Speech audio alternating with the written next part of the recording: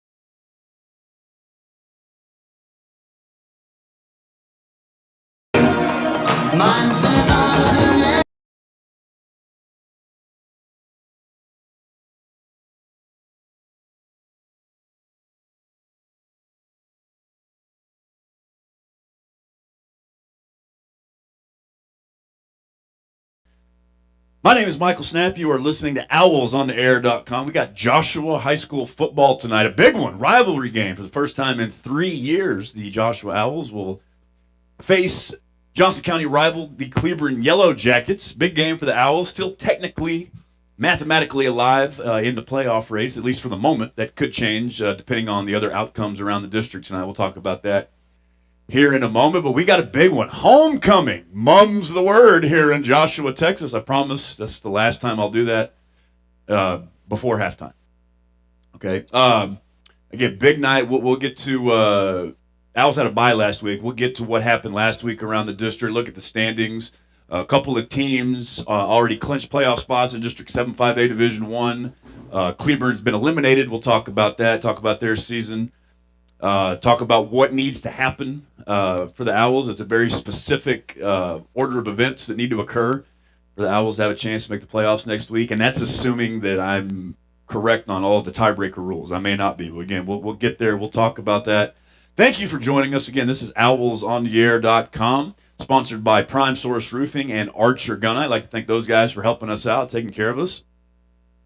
So last week, Joshua had a bye, right? 7-team district, District 7-5A, Division 1. 7 teams once Lufkin got to where they belong down there in southeast Texas. So that means over 7 weeks, each team's going to play 6 games, which means every team's going to have a bye. Last week was Joshua's turn to have a bye. Owls last took the field 2 weeks ago tonight over in Dallas in Highland Park, University Park area, lost to the Highland Park Scots 31-0. Pretty good showing by the Owls. A couple of turnovers and some unfortunate penalties hurt the Owls. But they will look to bounce back tonight. Joshua enters tonight, record of 4-4 overall, 0-4 in District 7-5A Division 1. Cleburne is 0-9. This is their final game. They'll have their bye next week. So this is the season finale. The Cleburne Yellow Jackets 0-9 overall, 0-5 in District 7-5A Division 1. They have officially been eliminated from playoff contention. They lost to Highland Park last week, 45-8. So Highland Park, the last opponent for both the Owls and the Yellow Jackets. Take a look at the District 7-5A Division 1 standings. Highland Park and Midlothian are on top, both at 4-0. Those two teams will meet next week, regardless of the results of tonight's game. The Highland Park, the winner of the Highland Park Midlothian game next week will be the 1 seed in the district. Now, there may be a co-champion scenario. There's even a chance that Highland Park, Red Oak, and Midlothian could have a 3-way tie for the district championship. But the 1 seed will be decided by the winner of the Highland Park Midlothian game next Friday. I believe that game is in Dallas. Excuse me, in Midlothian. Excuse me, that game in Midlothian. So again, Highland Park 4-0, Midlothian 4-0. Red Oaks in 3rd place at 3-1. In 4th place, Burleson Centennial 2-2. They lost a heartbreaker last week, 41-39. The Spartans lost to Red Oak at home. Would have just about sewn up a playoff spot for Centennial. But they are 2-2 at the moment in fourth place, which the top 4 teams in the district go to the playoffs. Tyler is 2-3. They have their bye tonight. I believe they finish with Red Oak next week. And the Owls are 0-4, and the Cleburne Yellow Jackets at 0-5. Doing the Cleburne school song at the moment. We have about 12 and a half minutes until kickoff. I'm gonna get this out of the way now. And there's a reason when I did all this. Like I wanted to have a loose association, a very loose affiliation with the district. Like I'm not a district employee. I used to be, right? I used to teach and coach here. But I can say things like this now. I don't like Cleburne. Like I don't like the city. I don't like the people. I don't like the school. I don't like their teams. I don't like losing to them. It's, I think say a lot of things about Josh. I'm from here. I went to school here, grew up here, all that. Joshua's got problems. There's a lot going on in Joshua, sure. But at least I think the one thing, what huge advantage we have over folks from Cleburne is, we have a little bit of self-awareness here in Joshua, Texas. We know who we are. We're just some good old boys and gals from Johnson County just trying to make it in this world. The haughtiness, the old money vibe, it just wears me out. I love beating Cleburne. I'm hoping that can happen tonight. We'll talk about the last time that happened. It's been a few years. But just know it's probably gonna come through pretty obviously. I don't like Cleburne. I hope we go out and we score 70 tonight, and the Owls get a big win. Again, Prime Source Roofing, Archer. I don't have my copy with me. I'll have to find that here in a moment. Prime Source Roofing, couple of Joshua residents own that. Couple of quite a few Joshua graduates. It's homecoming, so let's talk about Joshua graduates working down at Prime Source Roofing. Several of them, including myself, and. It's that time of year, folks, right? Had some rain the other day. Hurricane, tornado season's kind of passed, but it's Texas, so there's always storms, thunderstorms, hail, etc. Let us help you out, okay? It doesn't matter if it's residential, commercial, industrial, whatever you got, we can help you out. Call Prime Source Roofing, 817-426-5000. Also, Archer Gunite, also run by a couple of proud Joshua High School graduates. Archer Gunite for the pool of your dreams. You can get a hold of them at 817-271-4758. Not a bad little crowd, considering, it's early, November 1st. It is November. Not to say it's almost November. It is November. About 62 degrees, a little bit of wind down there, but not a bad night for high school football. A couple of big games in the district tonight. So again, like I mentioned earlier, Highland Park, Midlothian, both 4-0. Tied for first place. They have both clinched a playoff spot in the District 7-5A Division I. Red Oak can clinch with a win tonight. However, that will be much easier said than done as they are hosting Midlothian. So that's a big game. Second place, third place, Ellis County, a couple Ellis County teams going at it. They're in Red Oak. That is a huge game and should go a long way towards determining that second and third seed in the district. Also tonight, besides here in Joshua, we've got Centennial going to Highland Park. Big one for Centennial. Big one for the Owls. The Owls need Highland Park to do them a solid. Owls got beat by Highland Park 31-0 2 weeks ago. They need Highland Park to return the favor tonight and beat Centennial. So there's still a small glimmer of a chance that the Joshua Owls can make the playoffs this year for the first time since '96. It involves they have to win tonight. Centennial has to lose tonight. Then, of course, the Owls play Centennial next Thursday at Burleson ISD Stadium. The Owls have to win that game by at least 15 points, and then also hope that the Red Oak Hawks beat the Tyler Lions. That would result in a three-way tie for fourth place, and then it would go to tiebreakers. Now, I'm not privy to the tiebreakers. They're different for each district, but you at least have a chance, right? The Owls lose tonight or next week, or if Centennial wins tonight, or if Red Oak, or if Tyler beats Red Oak next week, none of it matters. Owls have to win tonight. They have to beat Centennial by at least 15 points next week, and they need Red Oak to beat Tyler. If those things happen, there is a chance. So while, hope is a good thing, Andy. Hope never dies, right? So hopefully we can go into next Thursday night at Burleson ISD Stadium, 7 o'clock kickoff against the Centennial Spartans with something still on the line. Last time these two teams met is 2021. All right? They were, of course, Joshua and Cleburne, longtime district mates, in and out of the same, not every single year, but basically from the mid 90s on. There were a few times when Cleburne got sent down with like Waco and Midlothian and Red Oak and them, but most years, Joshua and Cleburne, district mates. They are district mates. They have been district mates the last few years in every other sport, right? Remember, football is a little bit different. They go ahead and break everybody up, Division I and Division II, before the season starts. In the other sports, they do it after the playoffs start, or after the playoffs are set. But first time since 2021, these teams meeting. Last time was a 28-14 Cleburne win here at Owl Stadium. That was 2021. Again, over 3 years ago, since these two longtime rivals have played. That also, the year before that, 2021, that was Coach Danny DeArmond's, 2020. A 76-36 Cleburne win. I was still coaching here back then, folks. 76-36, 112 points.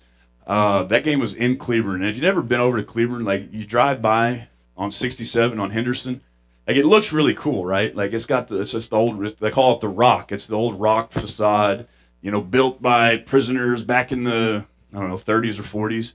It looks really cool from the outside, right? But there's not a whole lot to it. It's just it's a high school football field.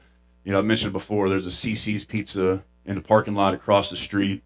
The press box is old and small, and like to get to where you got to film. I was doing film back then, film stuff. To get there, you got to go up this like narrow, winding Scooby-Doo-esque staircase, and the game took 4.5 hours. I got home I got back to school around midnight. By the time I got done doing my film stuff, it was like 2 a.m. Probably not going to have a game like that tonight, right? With the Owls and their flex bone offense. Hopefully they can keep the clock moving, chew up some yards, chew up some time on the clock. I'd be very surprised if we had over 50 points tonight, much less over 100. Last time the Owls got a win versus the Cleburne Yellow Jackets, 2017 in Cleburne. Joshua with a 31-21 win in. Who's the coach? I forget. Been a while. But so Joshua looking for their first win over Cleburne in 7 years. Cleburne has won 11 of the last 12 versus Joshua, dating back to 2009, I believe.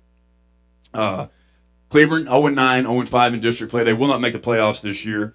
It'll be the 8th year in a row. The Yellow Jackets last made the postseason in 2016.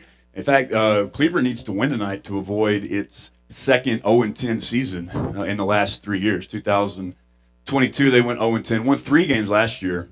Beat Waco High in the finale. In fact, that was over a year ago. The last win for Cleburne, 366 days ago, or 368 days ago, excuse me, against the Waco High Lions.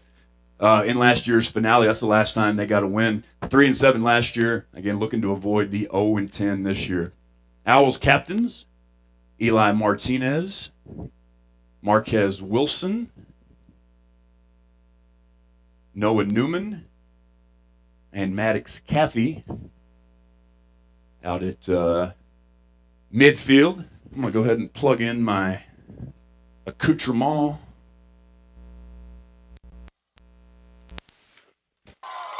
There we go. Now we're cooking. Now it sounds like high school football, folks. There's the band. The Joshua Owls running out onto the field right now. Joshua mixing it up uniform-wise, wearing their they had been wearing all blue at home. Tonight, white pants on homecoming, mixing it up a little bit. White pants with blue piping down the sides. Blue jerseys with white accents on the sleeves, white numbers. White Joshua in the front. Their standard blue helmets with the white Owl Star logo.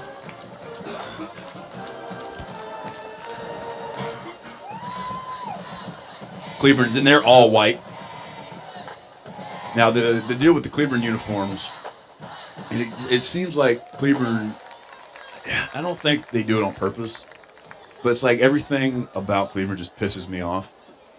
They have white jerseys and gold numbers with no like stroke, no outline around the numbers. So it's very difficult at quick glance to see what the numbers are. So I'm going to do my best with the numbers for Cleburne. I'm going to miss a few, though, because of the aesthetic choice of whoever designed those uniforms.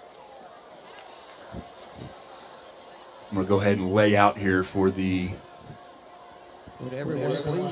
national anthem as we honor God and country here at Owl Stadium.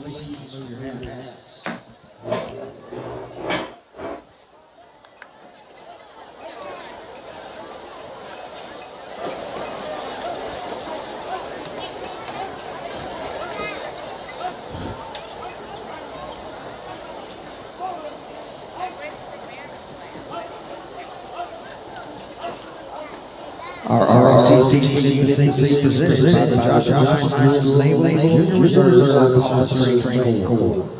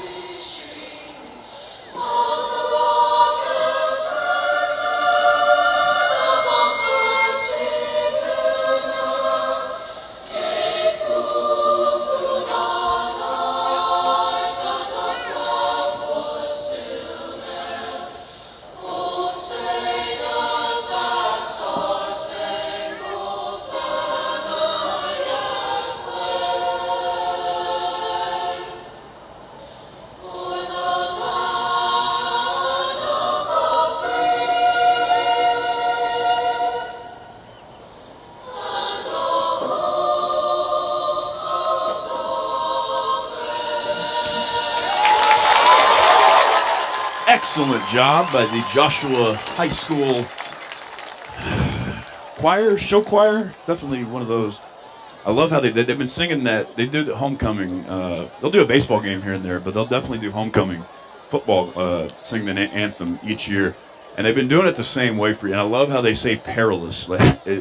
Perilous. I don't know. I can't do it. But it's really impressive how you're able to sing that song so well and pronounce that word the way that they do. Here we go. We are ready for football. The ROTC, NJROTC, leaving the field.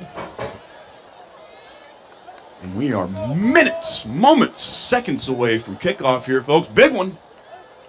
Homecoming, long-time rivalry renewed.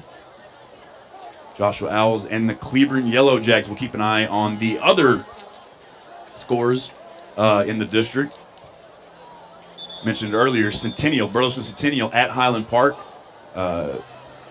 Owls are hoping that the Scots can handle the Spartans this evening. And then Midlothian at Red Oak. That game really doesn't have any bearing on what the Owls are trying to do. But it will go a long way towards determining seeding. Again, Red Oak can clinch a playoff spot with a win tonight.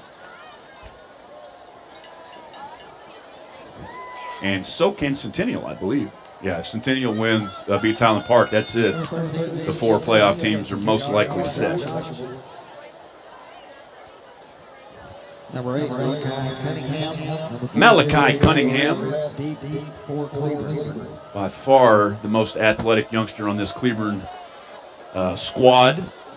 Set to return. Nick Smith, been doing the kicking all year, doing a great job. 23 for 23 on extra points is Nick. Little pooch kick to the right. It's going to bounce at the 12-yard line. It's going to be fielded by Cunningham at the 10. He's coming left. He's met at the 17-yard line.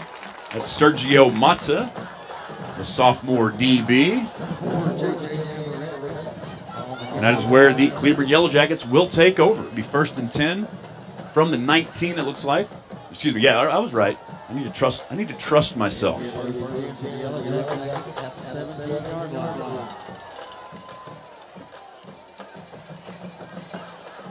Joshua defense, led by big Mikey Duran.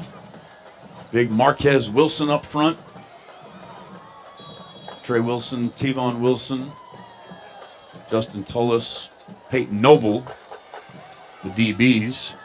Maddox Caffey, Eric Martinez, the linebackers. Looks like just Jackson Wells out there also. Gavin McManus as well. First play, quarterback draw. That's the Jacket quarterback, Luke Stewart. Going to get maybe 4 there on first down. 2nd and 6, brought down by Eric Martinez. Trips right for the Yellow Jackets. Empty backfield. 2 receivers to the left, 3 to the right. Stewart's back to pass. He's looking left. He's flushed out of the pocket. He's going to run. He's up past the 20. He's going to be brought down short of the first down. Gavin McManus had a chance to get him in the backfield. Pretty good pocket awareness by Luke Stewart to avoid the sack. He picks up 3 there. Gavin McManus able to get him down before he reached the sticks. Brings up 3rd down, 2 yards to go. First drive of the night, just underway. Homecoming, nice little homecoming crowd too. Always nice to saw some folks that I've graduated with, that I went to school with. Had the JHS Athletic Hall of Fame induction earlier. We'll talk about that in a moment. Flag on the play. Looks like that's going to be 5 against the Jackets. False start on the offense. Number 8. 5-yard penalty. That was the aforementioned Malachi Cunningham. Big part of what they do. Heck of a baseball player, too. He's a junior. Been started on the baseball team, on the varsity. Been their center fielder, leadoff hitter since he was a freshman. Very talented young man. So that changes the calculus a little bit. It's now 3rd and 7. 3 receivers to the right, 1 to the left. Stewart's back to pass. He's looking left. He's got a receiver. It's the back out in the flat. That's Hayden Lefiste. He's going to be met by a parliament of young men wearing blue. Looks like that was Jackson Wells was the first on the scene. Peyton Noble was also in the mix. He's going to be Lefeste, stopped well short of the first down mark. He might have picked up 1 there. Brings up a 4th and long. J.J. Navarrete in the punt for the Jackets. Peyton Noble back deep. He's standing at about right in the middle of the Joshua Star Owl logo at midfield, about his 47-yard line. The kick is almost blocked. Oh, there's a flag on the play. Owls about blocked the punt, ran into the punter. That should be a first down, Cleburne. Maddox Caffey there. That looked like Jackson Wells. They almost blocked the kick. However, they ran into the punter. Yeah. Defense. 15-yard penalty. Automatic. First down. Joshua had 5 personal foul, 5 15-yard penalties 2 weeks ago versus Highland Park. Had their first one tonight, less than 3 minutes into the game, and it cost the Owls the football. That was about to be first down Joshua at the Cleburne 36. Instead, it's 1st and 10 Cleburne at their own 36. Luke Stewart in the shotgun. 2 receivers stacked to the left, 1 to the right. A couple backs in the backfield.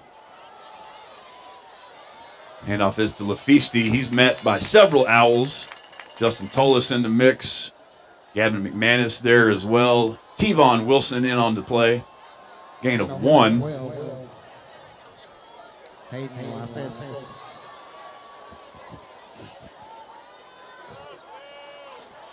You can see long-time Joshua, you can hear long-time Joshua PA guy, Dennis, struggling with that kid's name too. I think it's Lefiste. We're going to go with that. Oh, 2nd down, little screen out there. That's almost intercepted. Pass broken up by Dre Wilson. Little screen that Luke Stewart, quarterback, not a whole lot of urgency on that throw. Intended for J.J. Navarrete. Stewart just kind of floated it out there to the left. Ball's on closer to the right hash than it is the left hash. Stewart threw that all the way back to his left sideline. Very nonchalantly, Dre Wilson got a hand on that, almost intercepted. If he would have intercepted it, he would have scored. He had nobody in front of him. Instead, it's a pass breakup for the junior corner. 3rd and 9, ball at the Cleburne 37. Stewart, quarterback draw. He's up past the 40. And that's where he's met and dropped by Tevon Wilson. Jackson Wells in on the play again. Third time we've called his name tonight. Wrapped up by number 1, Tevon Wilson. Gain of 3 on the play. Brings up 4th and 6. 4th and 5 for Cleburne. Don't correct me, Dennis. Before He's right. It's 4th and 5. punt formation. Nobody back deep for the Owls now.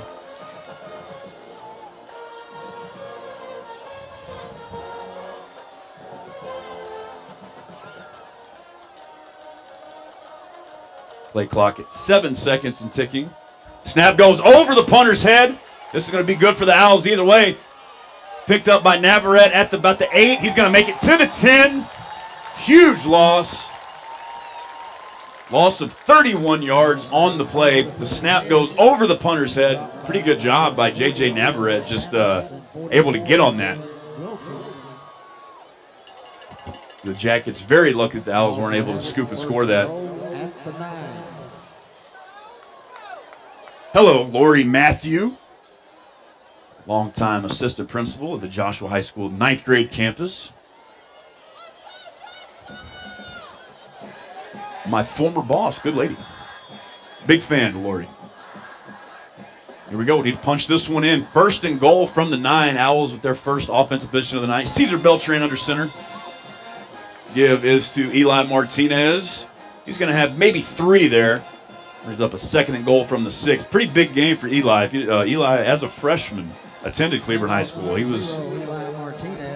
Eli's playing his 4th year of varsity football. The last 3 of them here at Joshua. But as a freshman, he was the starting running back at Cleburne. I would imagine he's quite motivated to do well against his former team, former coaches, former classmates, former teammates in some cases.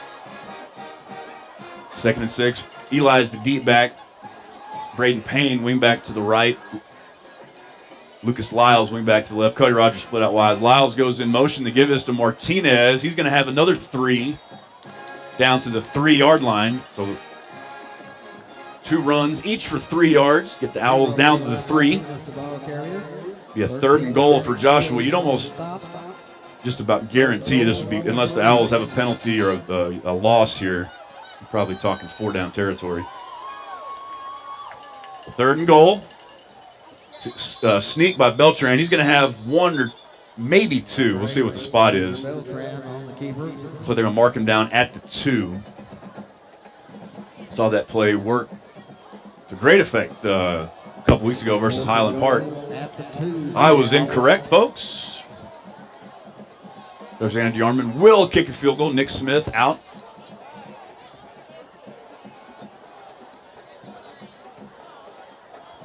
Ball is at the 2. Justin Tullis is the holder. He is posted up at the 9-yard line. So a 19-yard kick, less than an extra point. Good snap, good hold. Kick is up, and it is good. Nick Smith scores the first 3 points of the night. So after the big turnover, or after the snap over the punter's head on 4th down by Cleburne, Joshua takes over. 1st and goal from the 9. Only able to get down to the 2. But Nick Smith able to salvage some points there. 3-0 Owl lead. 6 minutes, 31 seconds to go in the first half. I'd like to thank Lead Real Estate, proud sponsor of Joshua Owls football and cheer. Crossland Construction, and also the Brick House Grill. Owl victories are sweet. Let's meet at the Brick House and eat. Open. This football season. Brick House will be hopping tonight, folks. Standing room only. In this year's Owl Backer campaign. So 3-0 Joshua Owl lead. Nick Smith to kick off. Excellent start for the Owls. Apart from the 15-yard personal foul penalty, the roughing the kicker penalty on Cleburne's initial punt attempt. Everything going Joshua's way. Would have liked to have punched that one in, of course. Nick Smith set to kick off. Malachi Cunningham back deep. Actually, Malachi has now positioned himself to where the last kick was pooched.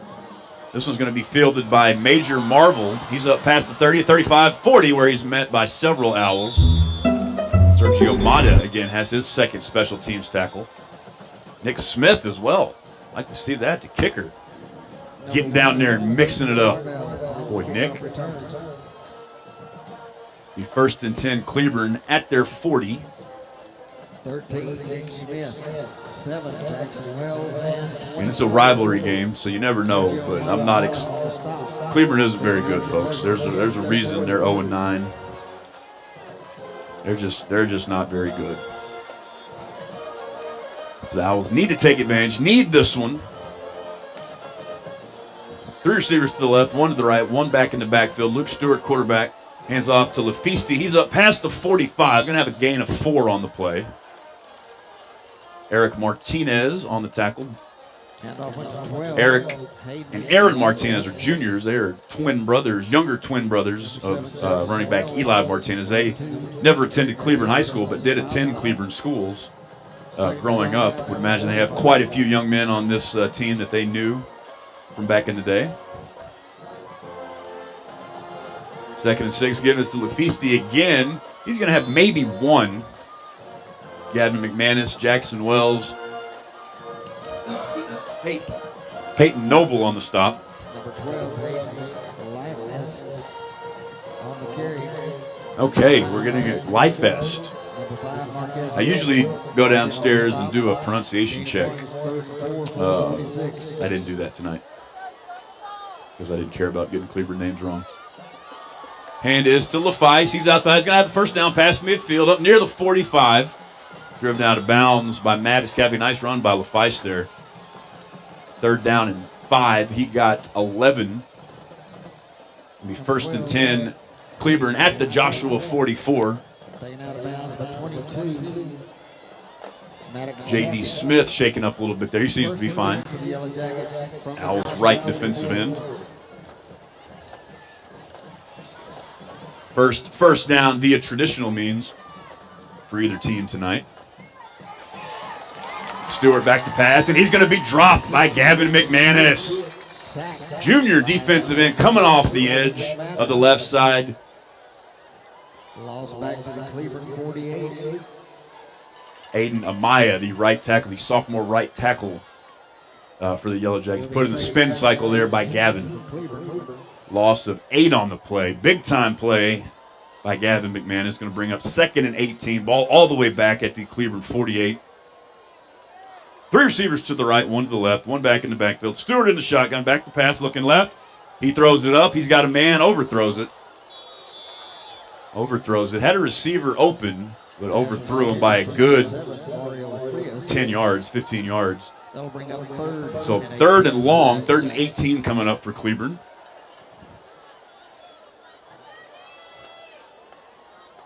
Owls trying to get off the field here again. 3-0 Joshua lead. 4 minutes, 15 seconds to go here in the first half. Homecoming.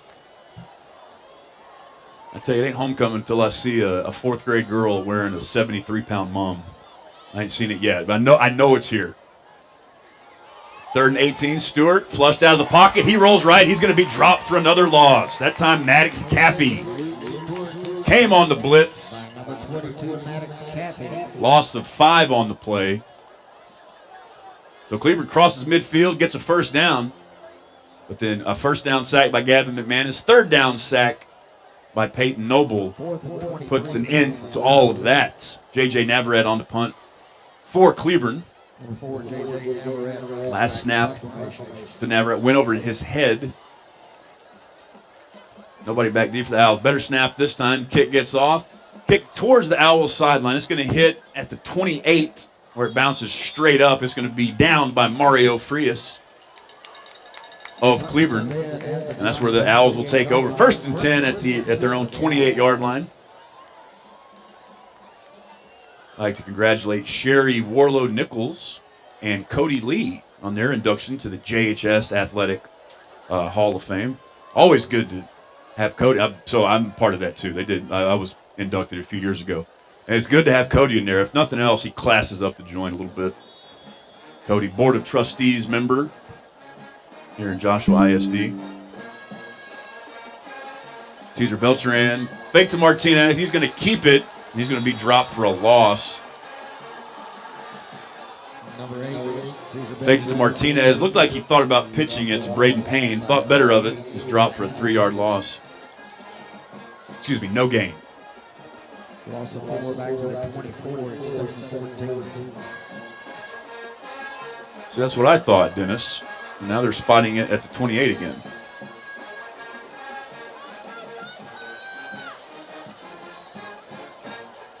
Second and 10. Pitches to Braden Payne coming left.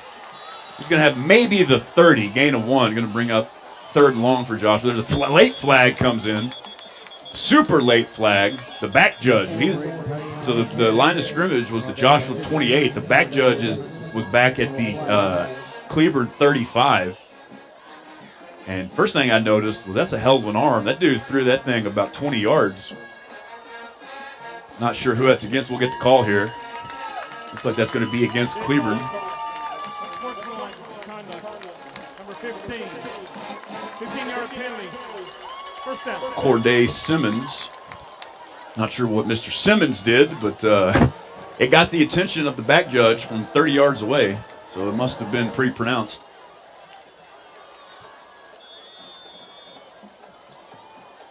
Now again, congratulations to Cody Lee. 3-year varsity football letter winner, 3-year baseball varsity letter winner, 4-year varsity letter winner in track and powerlifting. And I tell you, an all-state drinking buddy, too. First and 10, Joshua. The give is to Esteban Salas. He's going to have a nice 4-yard gain on first down. Be 2nd and 6 from Joshua's 49. First we've seen of Esteban tonight. He's now the deep back. Eli is the left wing back. Braden Payne, the right wing back. Cody Rogers, the receiver, out to the left.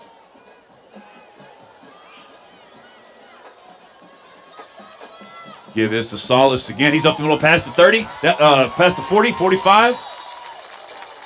Excuse me, 35. Sorry, folks. I get excited sometimes. I get fired up about Joshua Owls football, and I forget how numbers work. Big gain by Esteban there. Gain of 16. Moves the ball down to the Cleburne 35. By far the biggest play of the night for either side. Under 2 minutes to go here in the first quarter. Ball on the left hash. Martinez in motion. The give is to Salas again. He's going to have another excellent gain on first down. Looks like he's going to have 5 there. Slung down by Maddox Shields. Owls with a 3-0 lead. Nick Smith with a 19-yard field goal to end the Owls' first drive.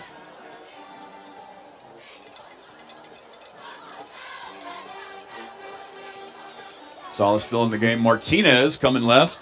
The pitch is going to be to Braden Payne. He's past the 30, near the first down marker. It'll depend on the spot. He's going to be marked down at the 26. Yeah, they're going to mark. He needed the 25. They're going to give him the 26. So 3rd and 1. Gain of 4 on 2nd and 5 for sophomore wingback Braden Payne, son of Owls' assistant head coach, linebackers coach Jason Payne.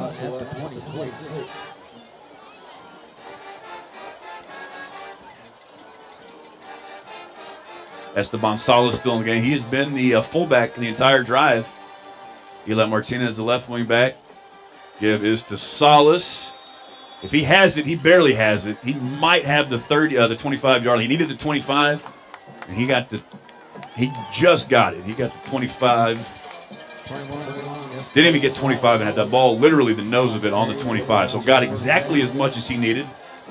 First down, Joshua. They're 2nd of the drive thus far. Ball at the 25-yard line. Esteban Salas putting his imprint on this drive. 20 seconds ago, very likely the last play of the quarter. Beltran fakes to Salas. He's coming right. He's going to be ridden down after a 4-yard gain, and that should be the end of the first quarter. Maddox Shields. And Jadon Rodriguez on the tackle. So that's it. Well, I'd say I love calling these Joshua games because of this offense that they run. That was a first quarter that took 21 minutes. That's awesome. 3-0 Owls lead as we head into the second quarter. Joshua will have second and 7 from the Cleburne 24-yard line. Again, homecoming, seeing some familiar faces. I see Eric Brown, class of 2006. Handsome gentleman here with his son Wyatt. Glad they could make it out. As you can hear Dennis saying, class of 85. Their 40th anniversary, or a 40th reunion coming up. 40 years since they have graduated. Wow. I was going to say, that seems like a big number, but I guess I'm coming up on 25, so I'm old too. 3-0 Owls lead. Looking to add to it. It's going to be 2nd and 7 from the Cleburne 23-yard line. Should have checked some scores there. I did not.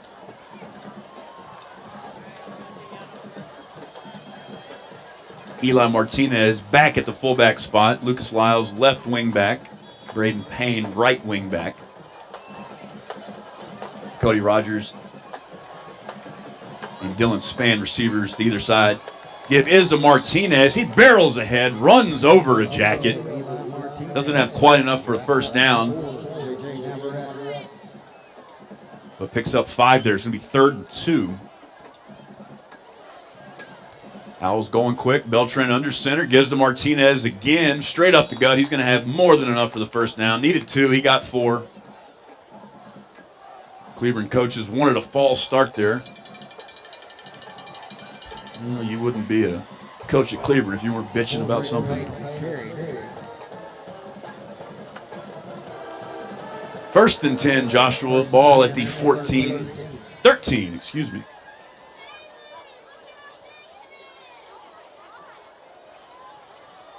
Eli Martinez, the deep back. Braden Payne goes in motion. Caesar Beltran on the keep. Looked like maybe a busted play. Kind of looked like maybe they're trying to run midline, but a couple guys weren't sure about it. Caesar, good job improvising there. Ends up getting 4 yards. If that was midline, it was the worst version of it I've ever seen. However, Caesar Beltran able to salvage 4 yards on the play. 2nd and 6. Ball at the jacket 9. Pitches to Lucas Lyles coming right. He's got a block. He's down inside the 5. We'll see the spot. Looks like they're going to mark him at the 5. Pretty good run by Lucas Lyles. A lot of former Owls here to watch their children play tonight. Lucas's dad, Nick, mom, Tisha, I'm sure are here somewhere.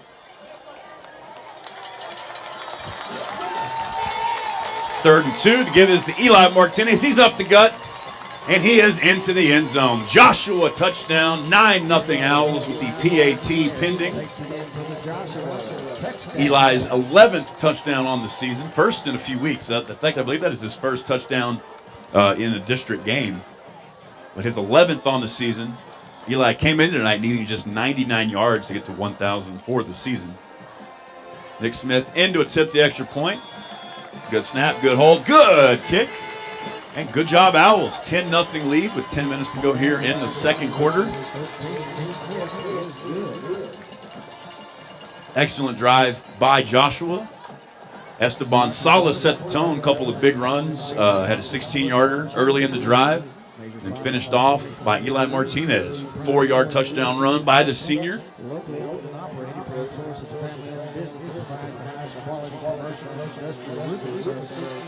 Owls now 5, coming into tonight, 5 young men over 100 yards rushing. Eli Martinez leads the way with 901. Esteban Salas, 431. So well on his way to a 500-yard season. Needed just 69 yards coming in. Had at least 30 on that last drive. So we imagine that Esteban would get over 500 yards by the end of the night. Cash Kreiner, third on the team, 210 yards rushing. Caesar Beltran, 151. And then Braden Payne, 103 yards rushing. Braden added to that total a little bit earlier on a 4-yard run. And hey, the Owls finally have 100 yards passing on the season. In fact, exactly. Caesar Beltran has 100 yards passing. Of course, the Owls run in their flex bone offense. Run heavy. averaging 232 yards a game rushing. Nick Smith to kick. He's going to kick it right in the middle and be fielded at the 28-yard line by Major Marvel.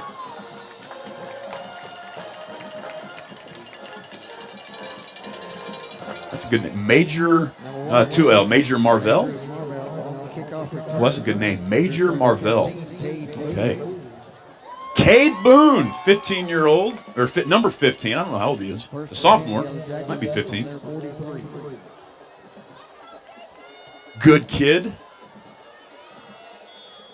Congratulations on your first varsity statistic there, Cade. 1st and 10, Cleburne. Their own 43-yard line. Luke Stewart. Quarterback. Hands off to Hayden LaFest. He's going to have maybe 4. They're going to give him 5 up to the 48-yard line. Gain of 5. Yeah, I get it too. This is like, I don't know how to say it either, bud.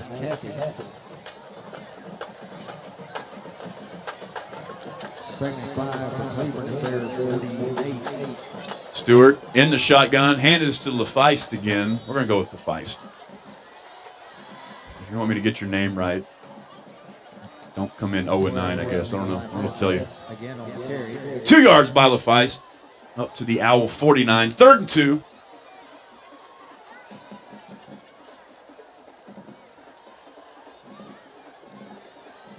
Yellow Jacket offense looking at the sideline. 3rd and 2. Man comes in motion. Give is to LaFeist again. He's going to have enough for the first down, but just enough. Needed the 47. Got about the 47 and a half. Pretty good collision there. Jackson Wells. Again, another Joshua Owl whose dad, who's played football here.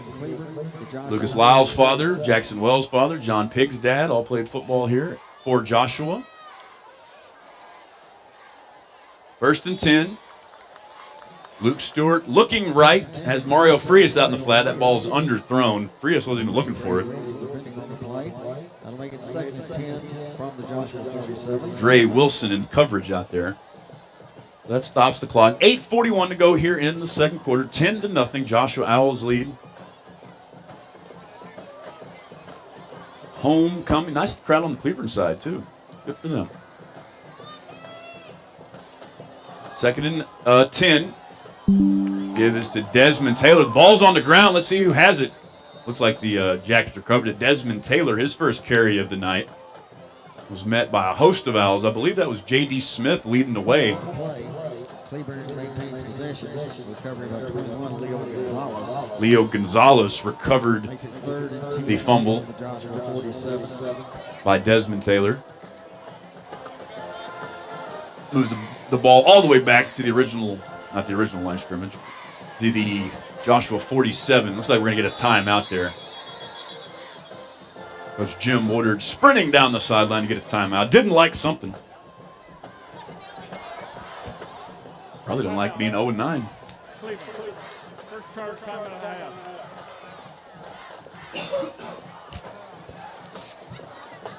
All right, let's take this opportunity. Once again, we'd like to continue thanking our major sponsors for football and cheer. Let's check out some scores. All right, let's see what we got here. All right, Highland Park, 14-0 lead over Burleson Centennial. 5 minutes to go in the first quarter, so that game going exactly the way it needs to. Again, Owls need to win tonight. They need Highland Park to beat Burleson Centennial tonight. And then they need to beat Centennial by at least 15 next week, and also need Red Oak to beat Tyler to force the Owls, Centennial, and Tyler would then be in a 3-way tie in 4th place at 2-4. Various tiebreakers would go into effect. The Owls must win tonight, and the Spartans must lose. So promising starting out 21-0. That game just updated. 21-0 Highland Park lead over Centennial. 10-3 Red Oak lead at home versus the Panthers. Again, huge game there. 3rd and 10. Turner's flushed. Goes right. He's got a receiver. That's J.J. Navarrete. Pretty nice play by Luke Stewart. He was flushed out of the pocket. Gavin McManus, Peyton Noble, Maddox Caffey on the blitz. Pressured the quarterback, Stewart. He found J.J. Navarrete out. Oh, they're going to say incomplete. The throw was low. Looked like J.J. Navarrete had that about the 25-yard line. Would have been enough for a first down, but it was a low throw. I'm assuming it hit the turf. The 4th down. The Jacket offense stays on the field. Stewart back to pass. He's looking right. He's got a man. That's caught. We're going to be tackled well short of the first down. J.J. Navarrete caught the ball at about the Owls' 42-yard line. Got to the 40, but needed the 37. So a 7-yard gain on 4th and 10. Dre Wilson on the stop. Looked like Jackson Wells was in there as well. Owls defense holds again. So far has forced 2 punts and has a turnover on downs. Owls offense looking to score for their the 3rd drive in a row. Field goal on the first drive, 19-yard field goal by Nick Smith. And then the last drive, a 4-yard touchdown run by Eli Martinez, his 11th of the season. 7 minutes, 51 seconds to go.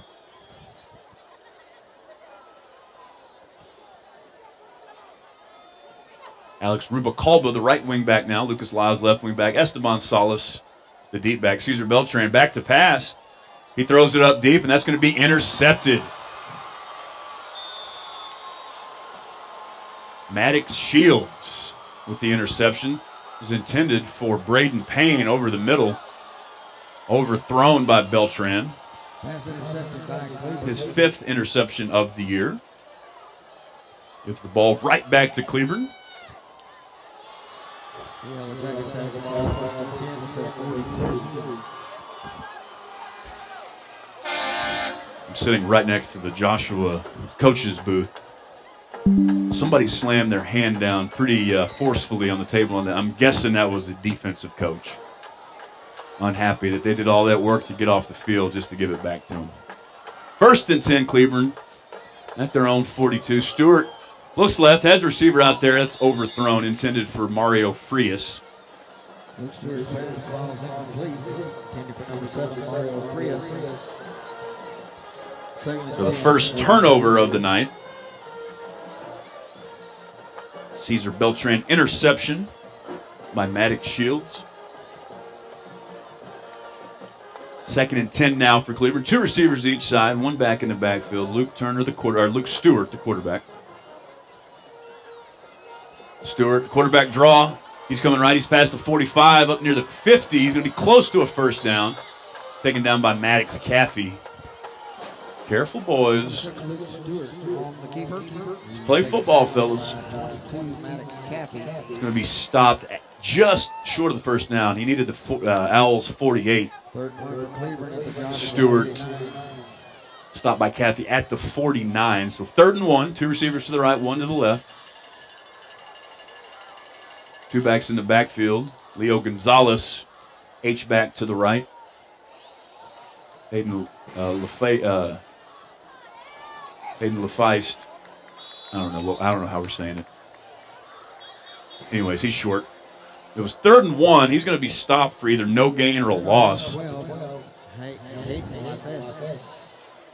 Stop is made for 12, J.D. Smith, along with 2, Eric Martinez. Eric Martinez on the play. Which you've been listening this year and last year. You hear Eric's name quite a bit. Led the team in tackles last year. 4th and 1. Jackets stay on the field. Tried to get the Owls to jump. They did not bite. 12 seconds on the play clock. Stewart in the shotgun. Hand off to Stewart. He's going to give it to LaFeist, and he's going to be dropped for a loss. 4th and 1. The Jackets lose to Eric Martinez on the play. Looked like Tevon Wilson in the mix as well. Awesome, too. There's a flag on the play. That came in real late by the umpire standing right in the middle of the field. In fact, nobody was on the field. The Owls' defense was off the field. The Owls' offense was huddled about 20 yards from where the flag was thrown. So this would almost certainly have to be on Cleburne.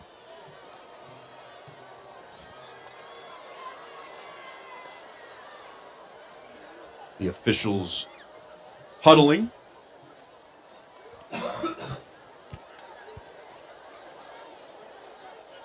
And we have our call. Dead ball. Sportsmanlike conduct. Number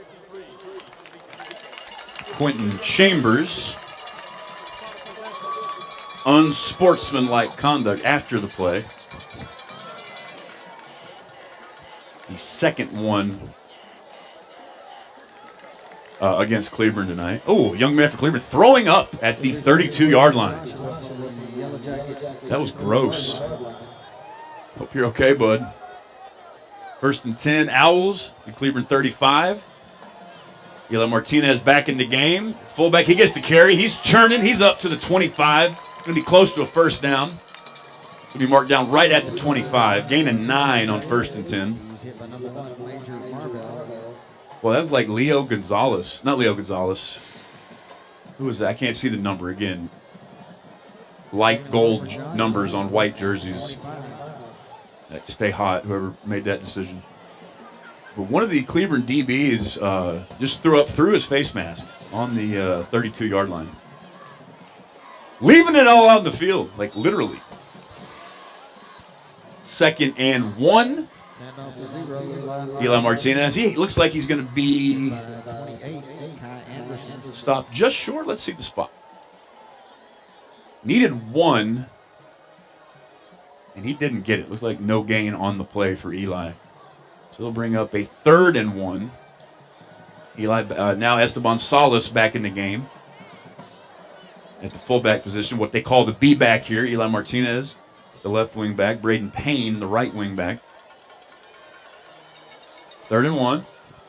Give this to Salas up the middle. He's going to have a first down inside the 20. Needed 1, got 7. The Owls once again on the march. The interception by Beltran on the only play of the last Owl drive, the only blemish thus far for Joshua.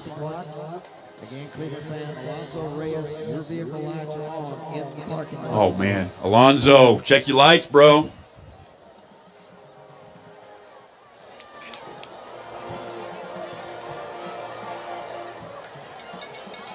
First and 10, Joshua at the Cleburne 19. Beltran under center. Pitches to Braden Payne coming left. Oh, good block by Martinez. Better block by Cody Rogers. He's inside the 10. Eli Martinez. Cody Rogers earning that paycheck. A couple of big blocks out in the flat. Not easy to block out there in space either. Both of them did a great job not holding. Gain of 9 for Mr. Rogers.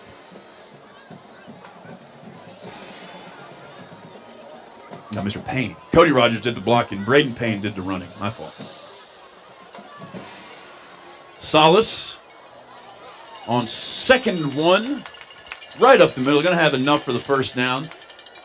Down to the 6. That's going to set up a Joshua 1st and goal from the 6. Under 4 minutes to go here in the half. Go ahead and milk a couple more minutes here, Coach. Well, we are at 41 minutes into this thing, and we are closing in on halftime. That is just awesome. 1st and goal at the 6. Esteban Salas still the deep back. The give is to Salas. He's going to be inside the 5, down to the 3, it looks like.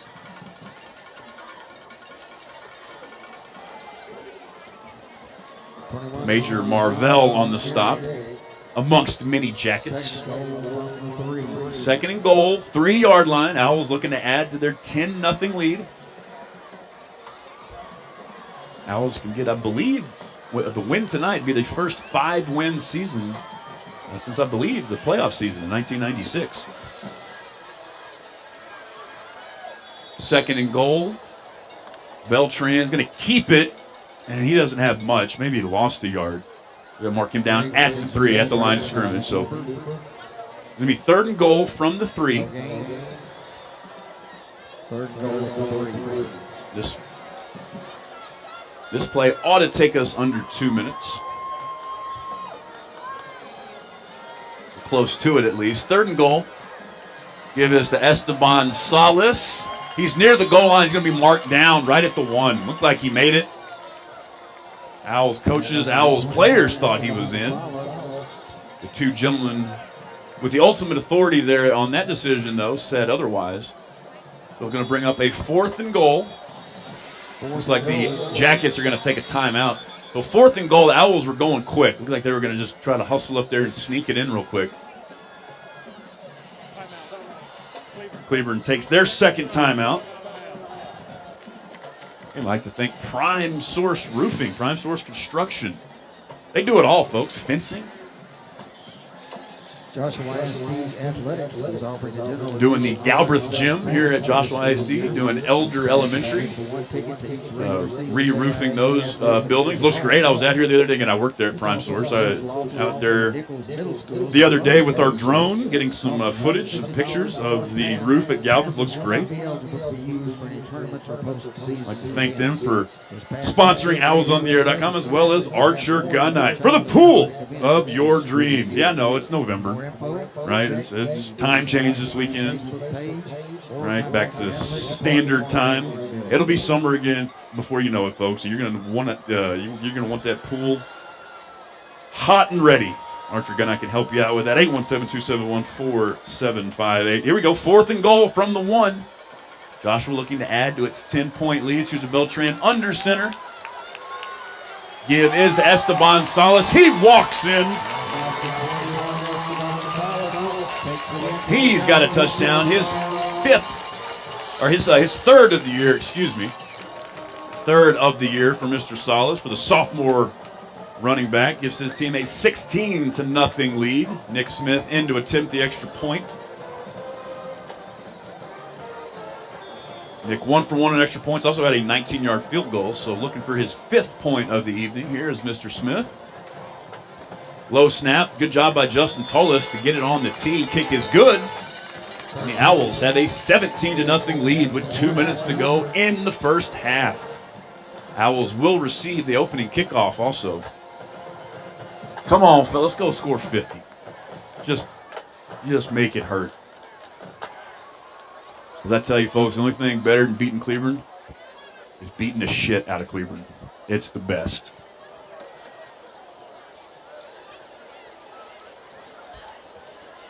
Owls having their way with the Jackets this evening. Again, the Caesar Beltran interception on the Owls' 3rd drive. The first play of the 3rd drive, only play of the 3rd drive, the only blemish thus far.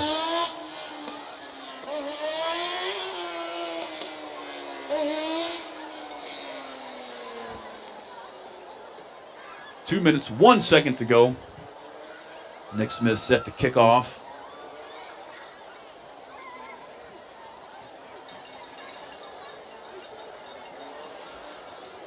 13, Nick Smith to kick off for Joshua. First half going exactly as you were hoping if you were Owls head coach Danny DeArmond.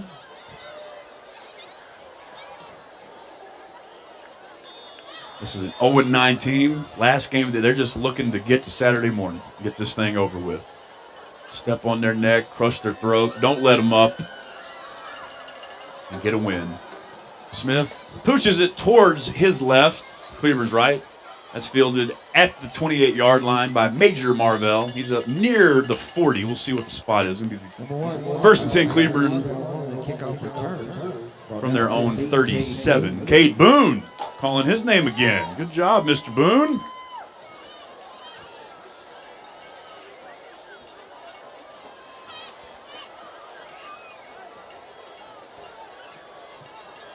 Owls coming off the bye week. It'll be first and 10 for Cleburne. Didn't talk to Coach DeArmond last week. I would imagine a well-timed bye.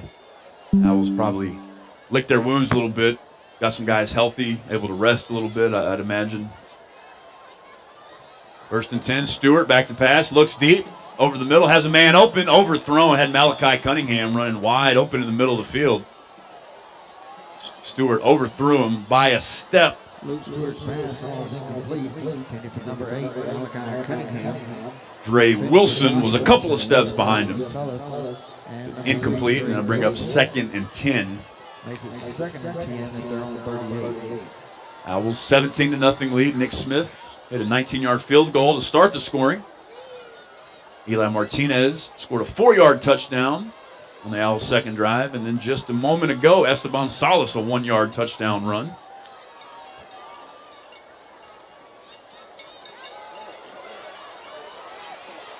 Second and 10. Again, I can't see the numbers. That's might have been Number 5. yeah, there we go. Number 5, Keelan Pollard on the carry. Nice gain by Pollard there. His first carry of the night goes for 9. It'll be 3rd and 1. Josh Owls looking for another stop here. Give this to Pollard again. He's going to be dropped in the backfield. Eric Martinez. You're going to say he got back to the line of scrimmage. Pollard looked like that was going to be a loss. He was able to fight back to the line of scrimmage. Brings up 4th down. Owls looking to turn over the Jackets on down for the 3rd consecutive drive.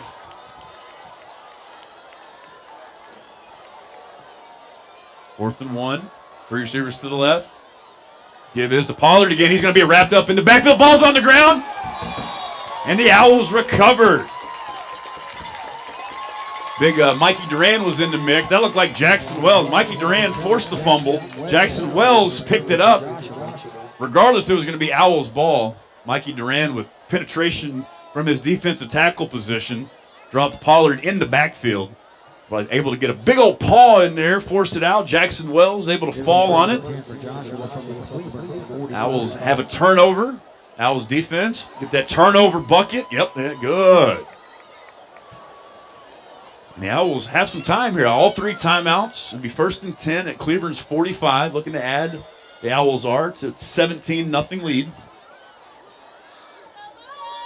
43 seconds. They get to go 45 yards in 43 seconds. Have all 3 timeouts. Esteban Salas, the deep back. Eli Martinez. He's going to get it pitched coming right. Nice block by Lucas Lyles out in the flat. Really good tackle by Corday Simmons. Safety for Cleburne. It was one-on-one with Eli in the open field. Brought Eli down at the 44, gain of 1. Joshua takes a timeout. It's first. So 32 seconds to go. 17-0 Joshua Owls lead over the Cleburne Yellow Jackets.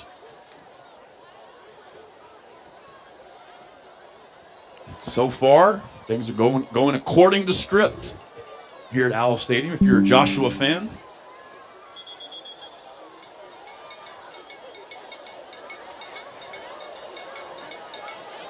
Excellent crowd here tonight. A little bit of a late arriving, which I guess shouldn't be terribly surprising with the weather and all the festivities.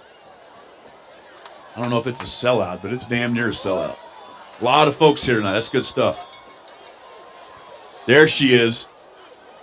There's a little girl wearing a mom that weighs twice as much. Now it's homecoming. That mom is twice her size. 2nd and 9. Caesar Beltran going to be dropped for a huge loss.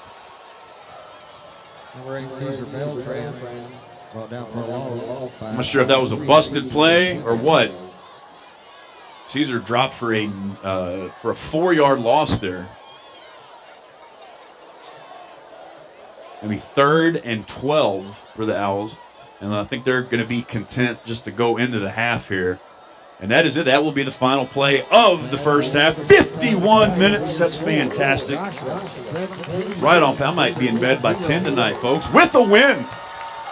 That'd be good stuff. Here we go. Halftime again. Thank you for joining us. 17-0 Owls lead. Appreciate you listening to us here at owlsontheair.com. What do we got? 28 minutes? Okay, I got music for you, so listen to that. We'll check on some scores. And hopefully come back and we can take this win home. All right, 17-0 Joshua. We'll be back in a moment here at owlsontheair.com.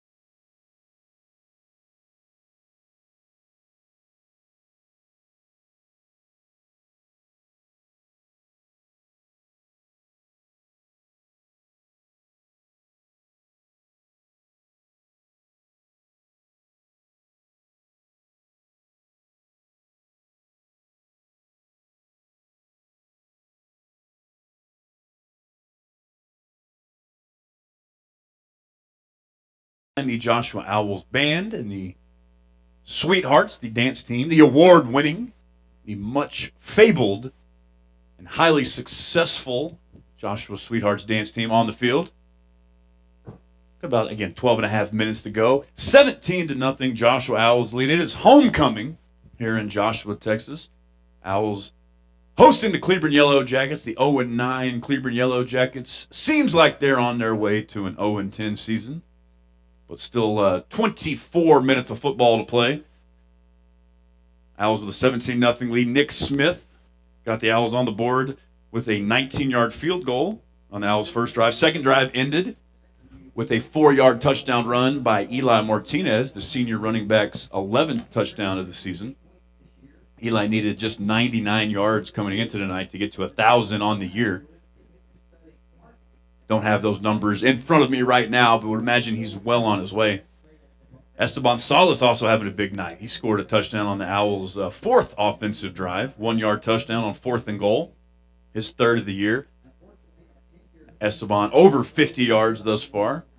Owls defense forced a couple of punts, and then forced a couple of stops on 4th down. And then on the last Cleburne drive, big Marquez Wilson forced a fumble. Big Mikey Duran.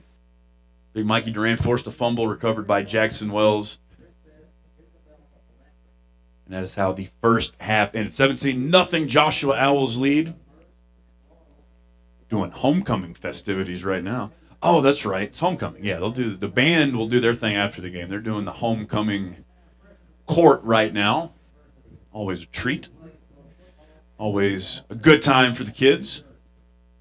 Let's check some scores from the district. Again, it's 17-0 here. For the Owls to have any shot at a spot in the playoffs, they've got to win tonight. Hope Highland Park beats Centennial tonight, and they've got to beat Centennial by at least 15 points next week. And also hope that the Red Oak Hawks beat the Tyler Lions. Okay, but there is a very specific scenario that is still possible. They could get the Joshua Owls into the playoffs for the first time since 1996. The win tonight, I believe Owls would be 5-4. I believe that would be the first 5-win season since '96. I can't remember.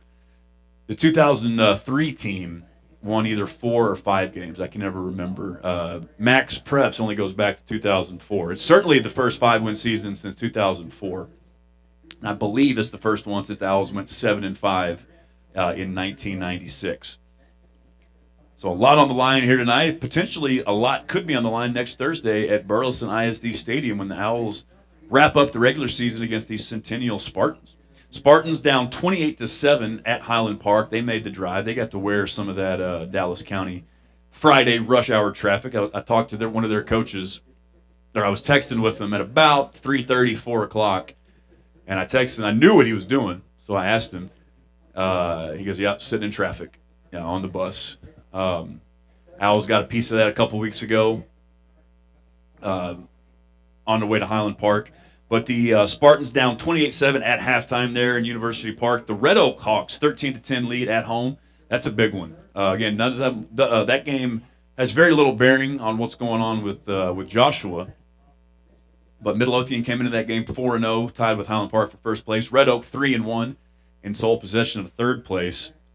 That game would go a long way towards deciding the second and third seed. However, regardless of what happens in that game, it looks like Highland Park is on its way to a win. But regardless of what happens in either of those games, next week's Highland Park Midlothian showdown will be for the 1 seed in the district. Now, there could be some co-champs, even a tri-champion scenario. But as far as seeding goes, that game next week will decide the 1 seed. Red Oak can clinch a playoff spot tonight with the win. Again, they are up 13-10 at Midlothian. Cleburne's already eliminated. Centennial win. Again, they're down 21 at halftime to Highland Park. A Centennial win would also clinch them a spot, but it seems like that'll have to wait. Hopefully, wait until next season because the Owls can win tonight, beat them by 15 or more next week, and possibly have a chance to sneak into that 4th spot. So they're doing the homecoming court right now. Again, it's not for my money at least. So we moved to Joshua when I was in the third grade. I grew up, we lived in Fort Worth, southeast Fort Worth, when I was young, when I was born until about third grade. Then we moved here, and man, let me tell you, I didn't know anything about this small town life. I knew nothing at all. I certainly didn't know anything about homecoming, mums, garters, whatnot. Knew nothing. So it would have been like around September 1991. I'm in the fourth grade over what was then Joshua Intermediate School. Now it's Elder Elementary. Come to the homecoming game, and God, I wish I could remember who we were playing. Probably Red Oak, North Side. We seemed to play those guys a lot back then. But what are these girls wearing? You'd see like this 72-pound girl wearing a 109-pound monstrosity that has teddy bears and lights and whistles and disco balls and all sorts of shit. Like it's a lot. It's fun. For me, it's not homecoming until I see a young lady, usually a younger young lady, like elementary, or possibly middle school girl, but wearing a mom that almost weighs as much as she does. And I saw one just a minute ago. I went down. My wife and my kids are here. I went to say hi to them. And on the way back up to the booth, I saw she looked to be about a third or fourth grader, and she needed a weight belt. That mom had to weigh at least 40 pounds. That thing was enormous. Whoever put that together, great job. You killed it. It looked fantastic. I just hope that the lifelong back problems that you just settled that young lady with are worth it, because that thing was dense. All right, but now it's homecoming. Now we can go get a 17 or add to this 17-0 lead. Hopefully the Owls can bring this one home. Get their first 5-win season in at least 21 years, and I believe it's the first one in 28 years since the playoff team in 1996. You're listening to OwlsOnTheAir.com. I got another song for you. 5.5 minutes ago. Both teams are out here stretching, so we'll be back with the second half action here in a moment. Again, thank you for listening to OwlsOnTheAir.com. Former Owls coach, former Owls player Michael Snap, live with you from Owls Stadium, sponsored by Prime Source Roofing and Archer Gunite.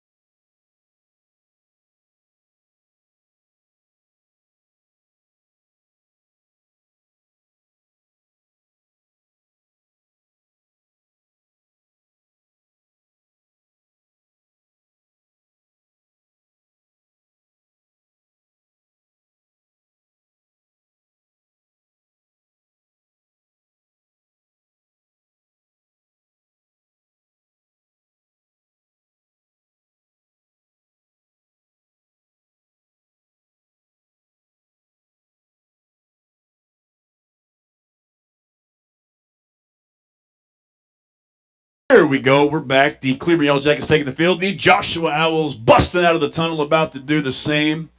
Owls will receive the second half kickoff with a 17-0 lead.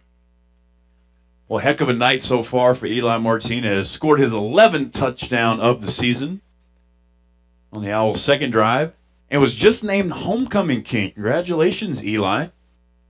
Eli named Homecoming King there at halftime. Ava Miller, daughter of Jason Miller, 1998 Joshua High School graduate.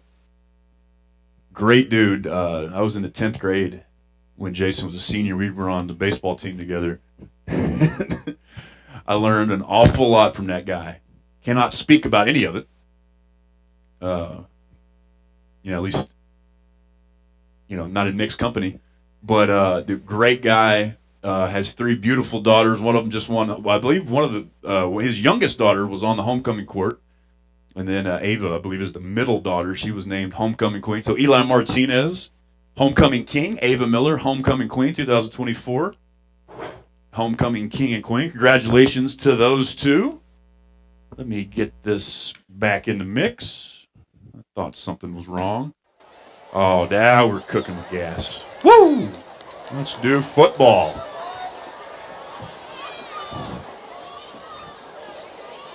The first kickoff of the night for the Cleburne Yellow Jackets, Jacob Aguiar, I believe plays baseball for the Jackets.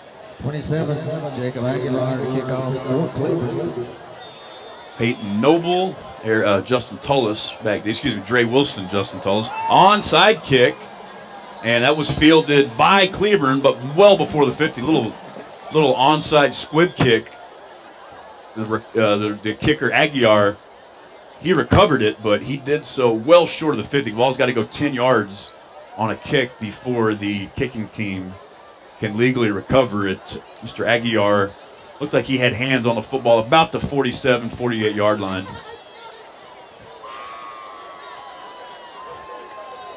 Officials huddling at midfield to talk about it.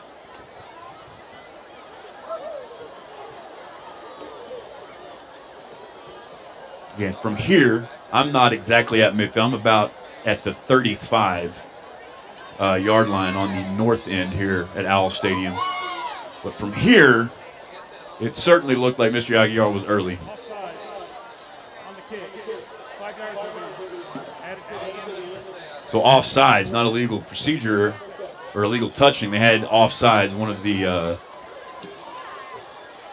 Jackets was a little bit early, a little premature. So 5 yards will be tacked on from the spot. So the Owls are going to get this ball in great shape to start the first drive of the second half. It's going to be 1st and 10. Owls at the Cleburne 44. Eli Martinez, freshly crowned homecoming king, in the backfield. The give is to Martinez. He's up past the 40, down to the 35, down near the 30. Gain of 14 on first down for Eli. His longest run of the night. 0, Eli Martinez, ball carrier. 54, Trent Clayton. Lucas Lyles, the left wing back for Joshua. Braden Payne, the right wing back. Cody Rogers, and I believe that is... First and 10, Joshua. I believe that is Dylan Spann, also in at receiver. Give is to Martinez. He's got a first down, or close to it. He's past the 25, down near the 20. Well, depends on the spot. Looks like he's going to be short. Another big gain for Martinez. Nothing fancy about that. Right up the middle. Good hard running by Eli Martinez. His final regular season home game. Most likely his final game here at Owl Stadium. Against his former team, former school, former teammates. 2nd and 2. Give is to Martinez coming left. He's past the 20. He's going to have enough for the first down. Needed 2. He got 4. And the Owls moving the ball here to start the second half. 17-0 lead. Looking to add to it here. First and 10 Owls at the Jackets 17. It's a rivalry game. It's high school football, so you never say never. But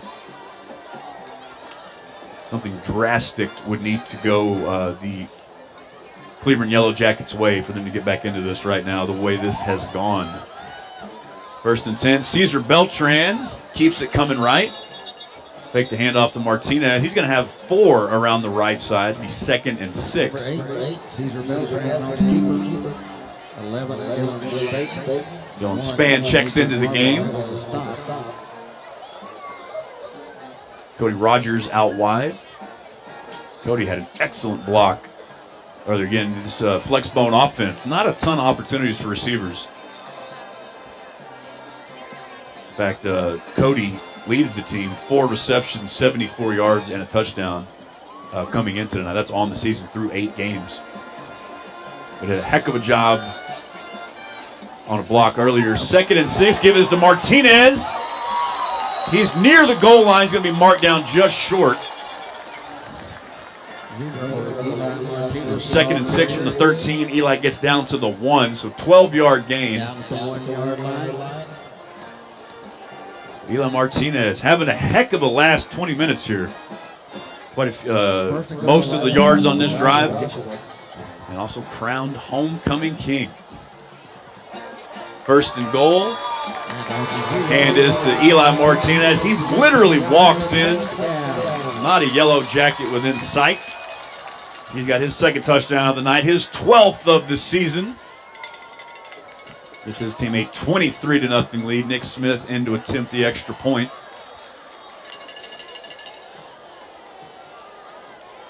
The Owls go 44 yards in 7 plays. Most of them runs by Eli Martinez. Extra point attempt. Good hold, good snap. 13, Nick Smith. And it is good. 24-0 Joshua Owls lead. I'd like to thank Prime Source Roofing, Archer Gunite, Crossland Construction, Lead Real Estate, and the Brick House. Boy, the Brick House will be jumping tonight. Open late there in downtown Joshua. 24-0 Owls lead. 9 minutes, 13 seconds to go here in the 3rd quarter. Let's see what's going on elsewhere. District 3-5A Division II, the other district that includes Johnson County teams.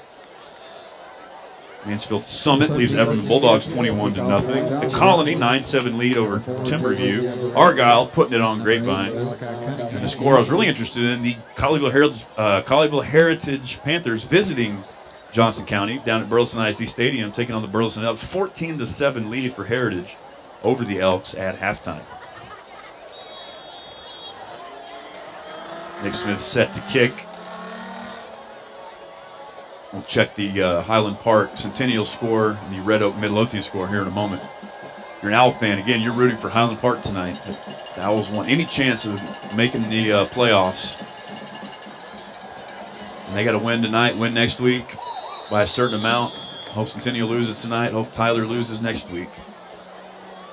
Kickoff, a little onside kick fielded by, so Nick Smith didn't actually kick that. He faked like he was going to kick it.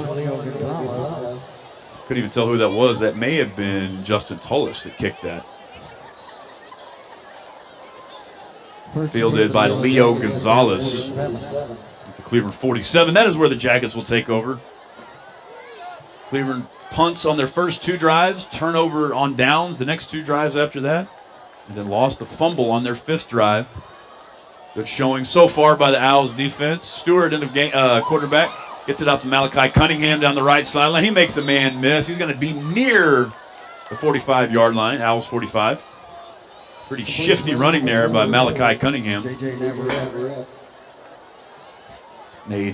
Tevon Wilson miss. Gets 8 on 1st down. Ball into Owls territory. 2nd and 2. Stewart in the shotgun. Hands off to Hayden LaFest. Got a gain of 1 coming on the left side. We did get pronunciation on that. It's LaFest. Third one at the Joshua 44. Ball right in the middle of the field at the Owl 44-yard line. Jackets need to 43. Give this to LaFest. And he's going to be met in the backfield. Good hard running. He's going to have the first down. Met initially Eric Martinez, and Eric's upset with himself. He had him in the backfield for a loss. LaFest able to break the tackle of Martinez. Jackets have the first down. Get a first down. He needed one. He might have got two there on third down. 1st and 10. Stewart in the shotgun. 2 receivers to the left, 1 to the right. Pitches to LaFest, coming left. He's going to be up past the 40, marked down at the 38. Gain of 6 on the play. Number 12, Hayden LaFest. 11, Justin Tullis on the tackle. Justin Tullis on the stop.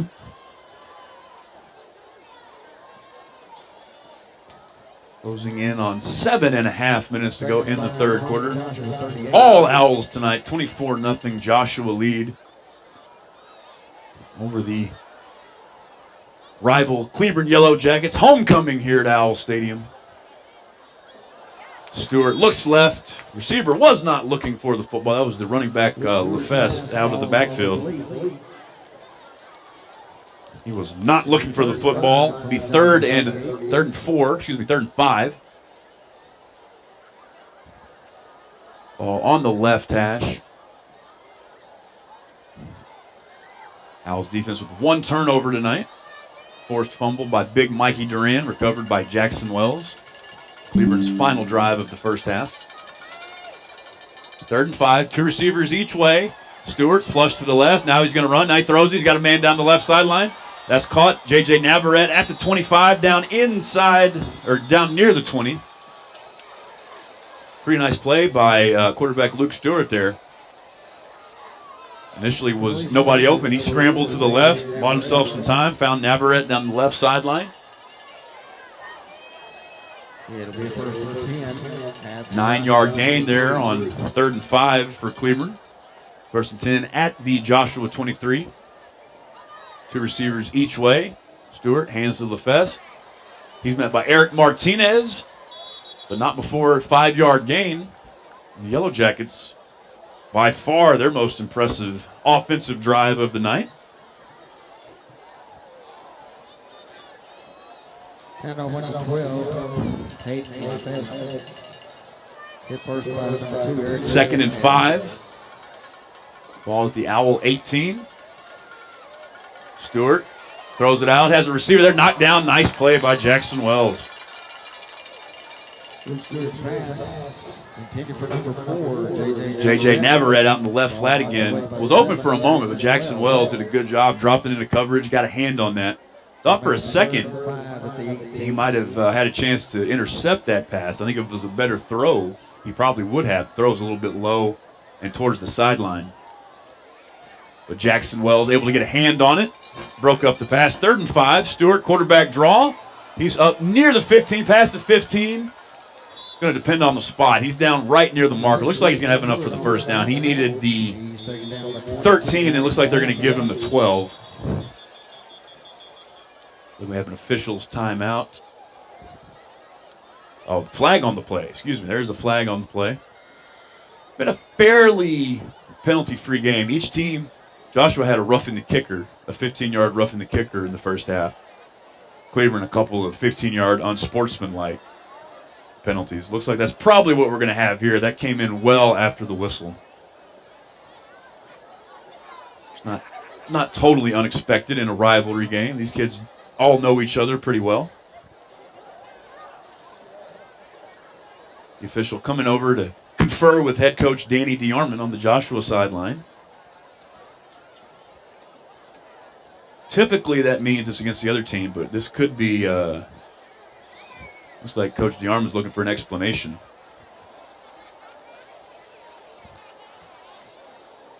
As is, it's going to be 1st and 10 at the 13-yard line for Cleburne after the 6-yard run on 3rd and 5 by quarterback Luke Stewart. Check some scores. Let's see if there's any updates. Dead ball. Unsportsmanlike conduct. Number 1 on the defense. Number 1 has disqualified. So Tevon Wilson not only gets the 15-yard unsportsmanlike penalty, he has been ejected, been disqualified from further competition tonight. Unfortunate for the senior safety. So his last game at Owl Stadium is going to end early, about 6 minutes exactly to go in the third quarter. It'll be a half the distance. Normally a 15-yarder, that one half the distance. Takes the ball down to the 6. So first and goal from the 6. Stewart starts in shotgun, now goes under center. Gets the snap, hands it to Pollard. He's up the middle, inside the 5, down to the 3. Keelan Pollard. Excuse me, Killian Pollard. Snuck a Y in there. Number 5, Keelan Pollard on the carry. Yeah, it's Keelan. Yeah, we're going with Keelan. I think you're right, Dennis. Gain of 2 there. Second and goal from the 4. Stewart once again under center. That's going to be a false start. So the Cleburne is shifting there. They're starting in their shotgun formation that they've been in all night, and they're shifting to an under center formation. Did it on the play before. Tried to do it there, but a false start by the left tackle. Goal now from the 9-yard line. Backs the Jackets up 5 yards. Second and goal from the 9. Cleburne's by far their best offensive possession of the night. Joshua looking to preserve the shutout. Second and goal from the 9. 2 receivers each way. Stewart looks left. He throws towards the corner of the end zone, and that's going to be intercepted. No, out of bounds. So it looked like it was intercepted. There was a Joshua Owl that came down with it. That was Dre Wilson. Flag on the play, and now it's starting to get chippy. Another flag.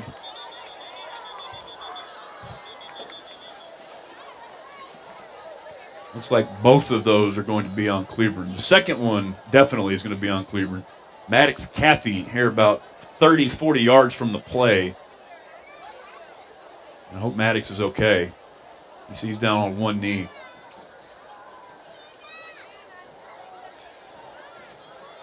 Yeah, that's definitely going to be on Cleburne. At least one of those. It's going to be at worst for Joshua offsetting. But we may end up with one of those third and goal from the 29-yard line situations here. Or the 39, excuse me. Ball was on the 9. Pass was incomplete.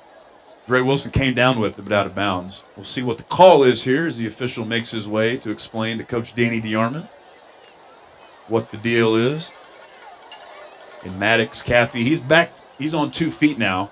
Seems to be okay.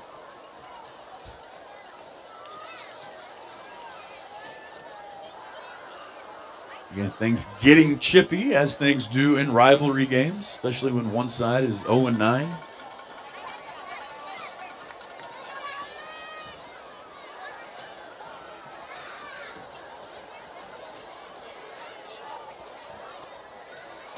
Officials still discussing with Coach DeArmond there. Now the official is on his way to talk with Coach Jim Woodard, head coach of the Cleburne Yellow Jackets. Use this opportunity to check some scores. Let's see. What do we got? Midlothian has stormed back. They were down 13-10 at halftime. Now the Panthers with a 24-20 lead over the Red Oak Hawks. That 5 minutes ago in the third quarter of that game in Red Oak. A huge game. And Midlothian's already clinched a playoff spot. Red Oak can clinch a playoff spot with a win tonight or next week.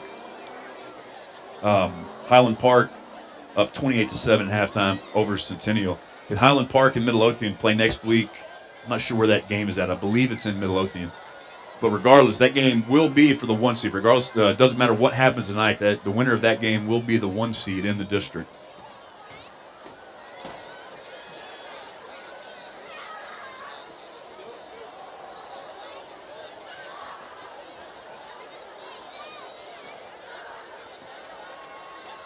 Still don't know what's going on here. Haven't heard from the officials yet. 2 flags on the play. And one was thrown well after the whistle. Maddox Cathy, that ball thrown into the back left corner of the end zone. And Maddox Cathy was standing on the 20-yard line, literally on the numbers. Yeah, it's going to be a 15-yarder versus Cleburne. Ball is back at the 24-yard line, so a first and goal, or second and goal from the 4 for Cleburne has now turned into third and goal from the 24. On the play, pass is incomplete. After the play, there are 2 dead ball fouls, both on the offense. Number 74, personal foul, unnecessary roughness. Number 53, unsportsmanlike conduct. Number 53 has a second unsportsmanlike conduct. He is disqualified.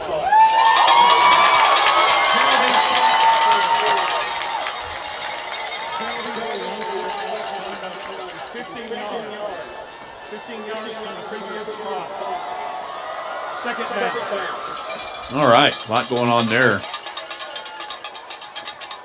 So Quentin Chambers, junior offensive lineman for Cleburne, has been disqualified following Joshua senior DB Tevon Wilson's ejection earlier this quarter. So now third and goal from the 24-yard line. Boy, that'll stop a game now. We had a nice little pace going here.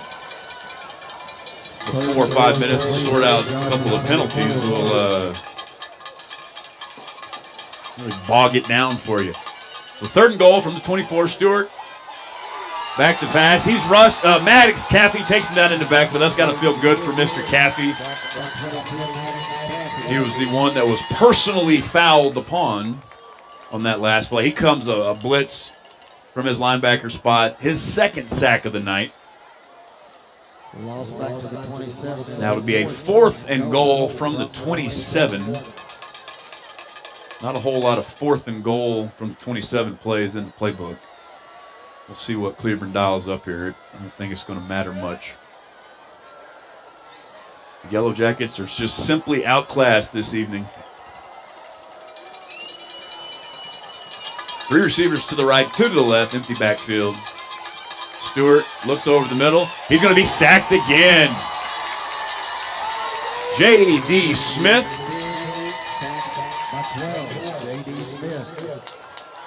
Owls' 4th sack of the night. 3rd time they have turned the Jackets over on downs in 6 drives for Cleburne. It'll be Joshua football. So Cleburne got down to the 4. Personal foul, and then the 2 sacks in the drive at their own at the Joshua 30. So 1st and 10, Joshua at the 30-yard line. Starters are still in for the most part. Alex Rubalcaba, right wing back. Eli Martinez, the left wing back. Esteban Salas, the deep back. Give is to Salas. He's going to have 2 on first down. And over to 21, Esteban Salas. Credit number 1, Adrian Marvell with the stop. Maddox Cathy, 2 sacks on the evening. His final game at Owl Stadium. 2nd and 8. Owls in no hurry here. Cesar Beltran under center. Alex Rubalcaba, the right wing back. Eli Martinez, the left wing back. Esteban Salas, the deep back. Cody Rogers, Dylan Spann split out wide to the right. Cesar Beltran fakes it coming left. He's going to keep it around the left edge. He's up past the 45, 35, up near the 40. It'll depend on the spot. They're going to give him the 41. Pretty good run there by Cesar Beltran. Another excellent block out in the flat. That looked like Esteban Salas on that one. A 7-yard gain by Cesar, his longest run of the night. Eli Martinez, 2 touchdowns on the evening. He was also crowned homecoming king. 1st and 10. Ball is given to Esteban Salas, coming right up the middle. He's going to have 3 yards, maybe 4. Yeah, they're going to spot him down at the 45. So a gain of 4. Be 2nd and 6. And Owls are in no hurry here. 2nd and 6 now for Joshua. Closing in on 2 minutes to go here in the third quarter. 24-0, Joshua Owls lead.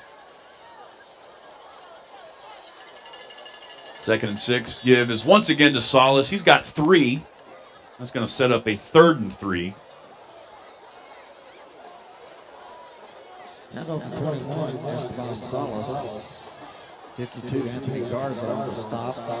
Nick Smith now. 33 for Joshua. Only the kicker in the game at receiver. He's split out left in the slot. Cody Rogers out wide. Still got Eli Martinez, the left wing back. Alex Rubalcaba, the right wing back. Now you get a bit of an I formation look.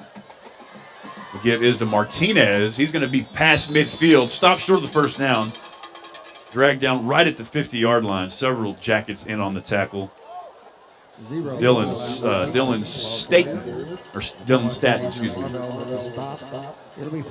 So 4th and 1, Owls going for it, or at least the offense is still on the field. Coming up on 1 minute to go here in the third quarter.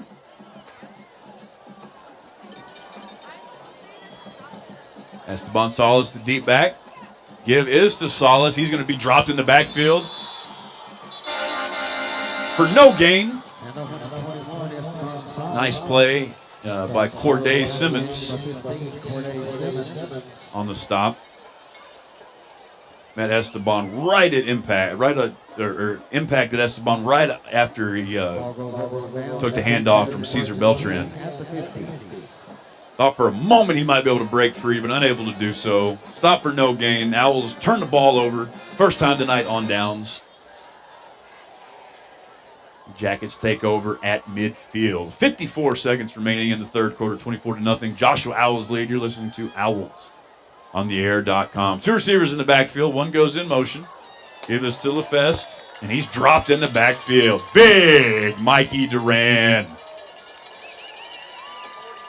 Have a night, Nines. Number 99, the big junior. Forced a fumble earlier. Tackle for a loss right there. He's 2nd and 12 for Cleburne. What should be the final play of the third quarter here, barring an incomplete pass. 2 receivers to the right, 2 to the left, running back to the right of the quarterback, Stewart. Stewart looks right, throws it, has a receiver in the left flat, or the right flat. That's caught. That's Corday Simmons. Catches it near midfield. Is able to get to the 47. Gain of 7 on the play. And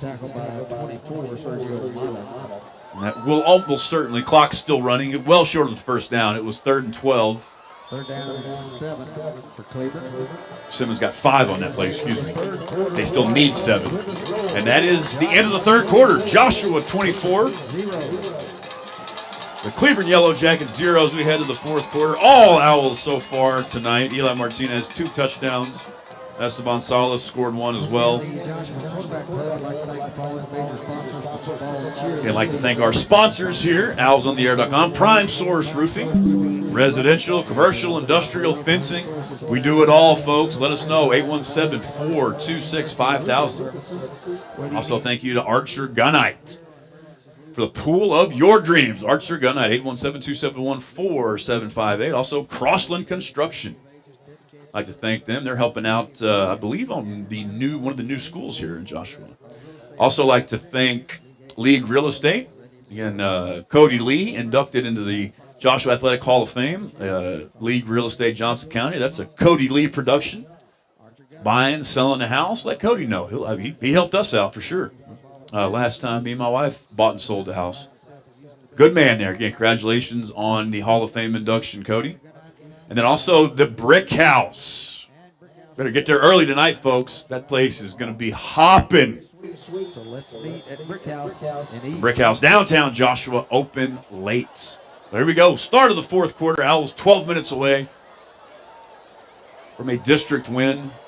Last one was the final game last year versus Corsicana. Stewart in the gun. Looks left. Has a receiver. That's caught right at the sticks. Yellow Jackets needed the 40-yard line. That's caught Looked like Malachi Cunningham. His second catch of the night. Going to be just short. Needed the 40. They're going to give him the 41. Justin Tullis on the play. So 4th and 1. 2 backs in the backfield. Jackets are going for it, and they jumped.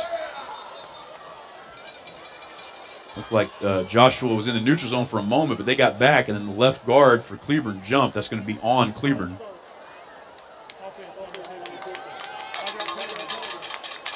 So after a relatively clean first half, just a couple of penalties, quite a few here in the second half. 3 personal fouls. Tevon Wilson ejected. Quentin Chambers for Cleburne ejected.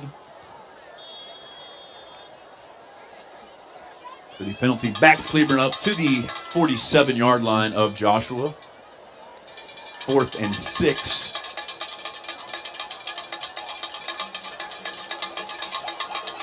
Stewart's looking left. He's got a receiver open. And that is going to be tipped in the air and intercepted.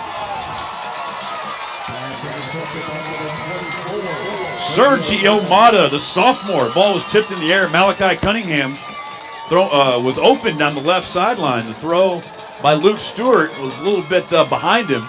Cunningham went to reach forward with one hand, ended up batting it in the air. Sergio Mata. Johnny on the spot comes down with his first career interception. Second turnover. Yeah, get that turnover bucket, Coach Payne. Oh, and alley-oop that mug. You betcha. Good stuff.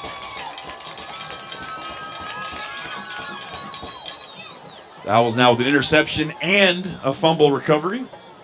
They'll go along with 3 turnovers on downs. Owls take over at their own 30 on the far right hash. Eli Martinez back at the fullback position. The give is to Martinez. He's coming right past the 35 up to the 37. Gain of 7 on first down. 0, Eli Martinez, ball carrier. Ball down to 13, Maddox Shields. Dylan Spann in the game, receiver. With Cody Rogers, also Braden Payne and Lucas Lyles. It looks like most of the starters still in the game for Joshua. As you would imagine, especially you're going to let your seniors play tonight, their last home game.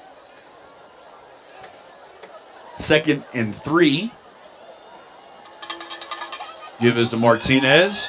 He's up past the 40. He'll have a first down. Needed 3. He got 4. Another first down for Joshua. And I'm not keeping track of stats tonight. I would imagine Eli, if he's not already at 1,000 yards for the season, he's got to be close. He needed 99 yards coming into tonight to get to 1,000 for the season. Already has a couple of touchdowns. Excellent senior year for Eli Martinez. Homecoming king, too. Good stuff. 1st and 10, ball at the Joshua 41. Lyles comes in motion. Beltran's going to keep it. He's going to pitch it to Payne. He's coming up. He's past midfield. He's forced out of bounds in Cleburne territory. Nice block on the left edge, or on the left flat by Lucas Lyles. Braden Payne, his longest run of the night. I believe that may be his longest run of the season. 11 yards on 1st and 10. Gets the ball into Cleburne territory. And it has been all Joshua tonight. Owls well on their way to win number 5 this year. Give is to Eli Martinez. He's got to hit 35, 30, 25, 20, 15, 10, 5. Touchdown. If he wasn't at 1,000 yards for the season, he is now. 49-yard touchdown by Eli Martinez.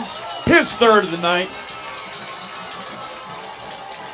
Hat trick for the senior in his last game at Owl Stadium. And it is officially a blowout now, folks. 30-0 Owl lead. Extra point pending. There is a young man down, injured on the field for Cleburne near midfield. Officials timeout while they tend to that young man. Hope he's okay.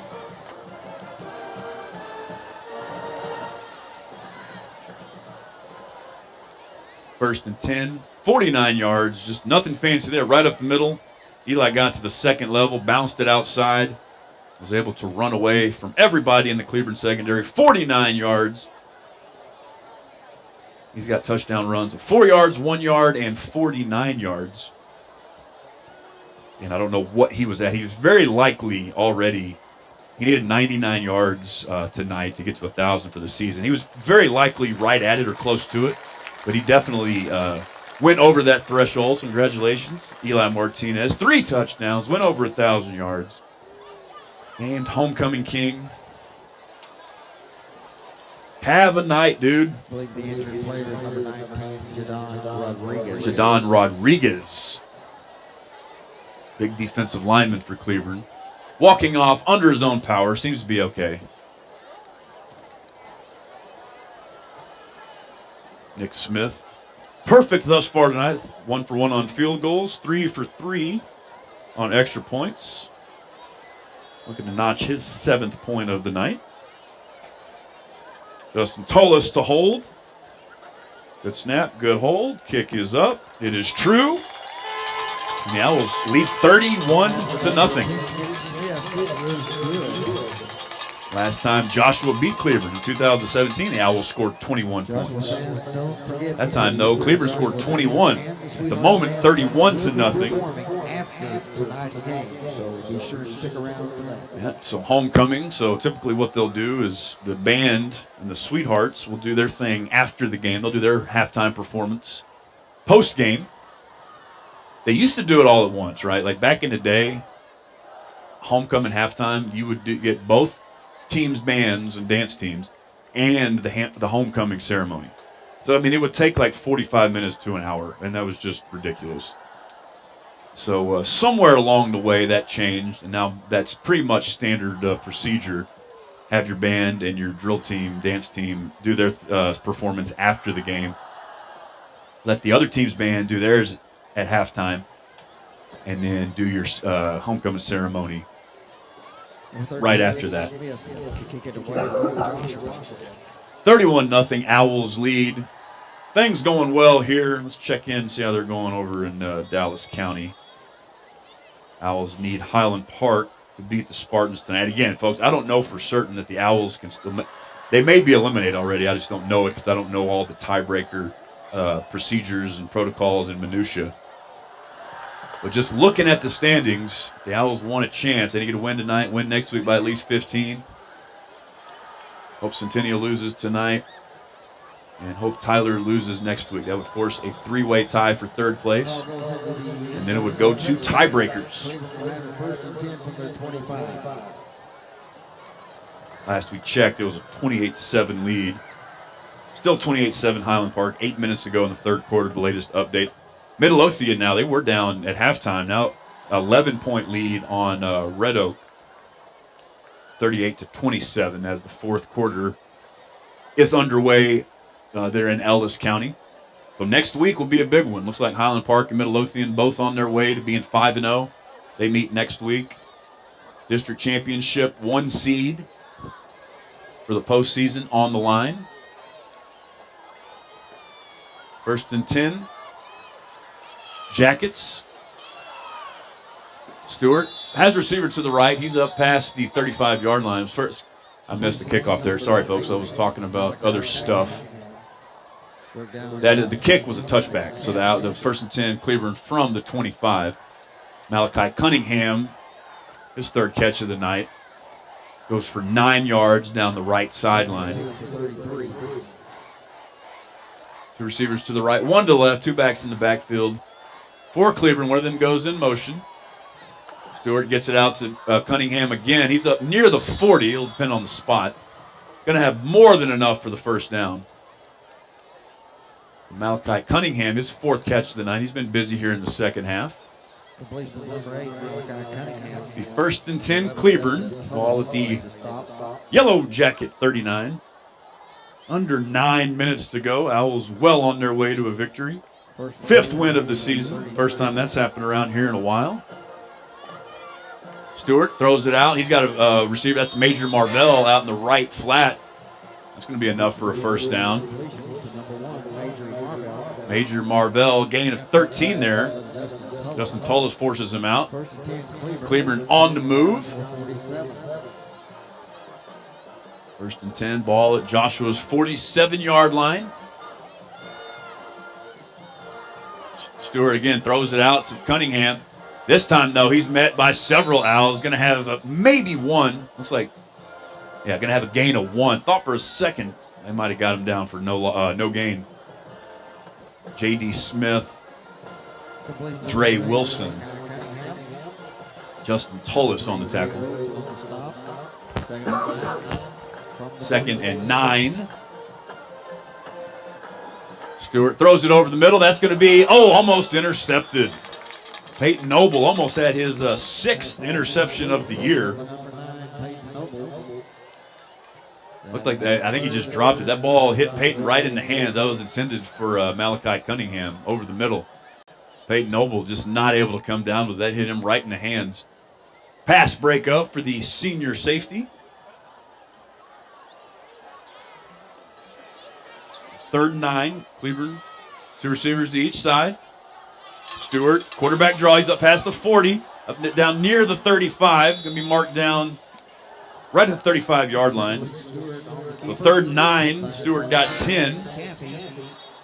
And he's hurt. Or somebody, I believe that is Stewart down. Excuse me, that is Maddox Caffey. Maddox Caffey being tended to. Owls senior safety, or linebacker, pardon me. Maddox kind of plays all over the place. Probably played just about any spot you needed. Maddox shaken up a little bit earlier. There was a play. Quentin Chambers, offensive lineman for Cleburne, ejected on a personal foul, disqualified from the game. That was a play involving Maddox. He was shaken up on that play. Seems to be okay now, rising to his feet. Wouldn't be surprised, though, if that was the end or close to the end of his night. 22, Maddox Caffey, the injured player for Joshua. So, again, it was a 3rd and 9, quarterback draw. Luke Stewart got 10. The 1st and 10 Cleburne. Of course, if you're Danny DeArmond, you're Travis Daugherty, you want this shutout. 31-0 Owls lead.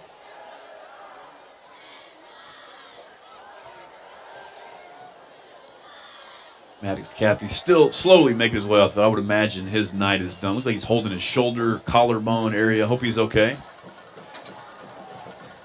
Owls have a short week this week. They play next Thursday night. Their second Thursday game this year. Stewart throws it to the right. He's got Major Marvell out there. He's going to be dropped after 2 yards. Eric Martinez, really nice play from his linebacker. So I had to go a long way to get Marvell down. Gain of 2. Yeah, the Owls played Greenville earlier this season on a Thursday night. And then we'll play next week, so a short week. 2nd and 8. Big Marquez Wilson slings down the running back Pollard. No gain on the play. Marquez Wilson, Mikey Duran, the 2 big boys there in the middle of that Owls defensive line doing a great job tonight, as they have all season. Heck of a career that Marquez has had. Would imagine he'll play somewhere at the next level, just based on his size and strength alone. Timeout, Joshua. Their first of the half. 7 minutes, 12 seconds to go. I'd like to congratulate the Los Angeles Dodgers, their 8th World Series championship in franchise history, 2nd in the last 4 years. Pretty good ball game the other night. I was watching, I think the Yankees were up 5-0. They had just a nightmare inning from hell defensively. I had to turn it off, like as a former pitcher, as a coach. That was so stressful. Like, I tell kids that I coach all the time, the teams that win are the teams that play catch. And man, the Yankees could not play catch that inning. Then you miss out. You're almost out of the inning, and then you don't cover first as a pitcher. That's just malpractice, dude. But again, the L.A. Dodgers, congratulations. They're 8th, I don't believe, 3rd or 4th since they've been in L.A.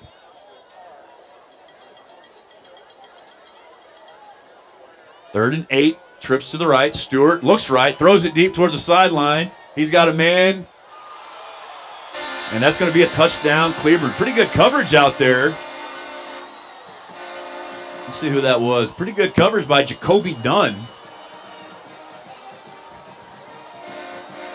That's going to be a touch. Look like that. I believe that was J.J. Navarrete. Quarterback Luke Stewart just kind of threw it up for grabs. It's not like Navarrete was wide open. Pretty good coverage. That was either Dre Wilson or Jacoby Dunn in coverage. Really good coverage. Excellent play by Navarrete. Caught the ball in the end zone. Jackets going for 2 here.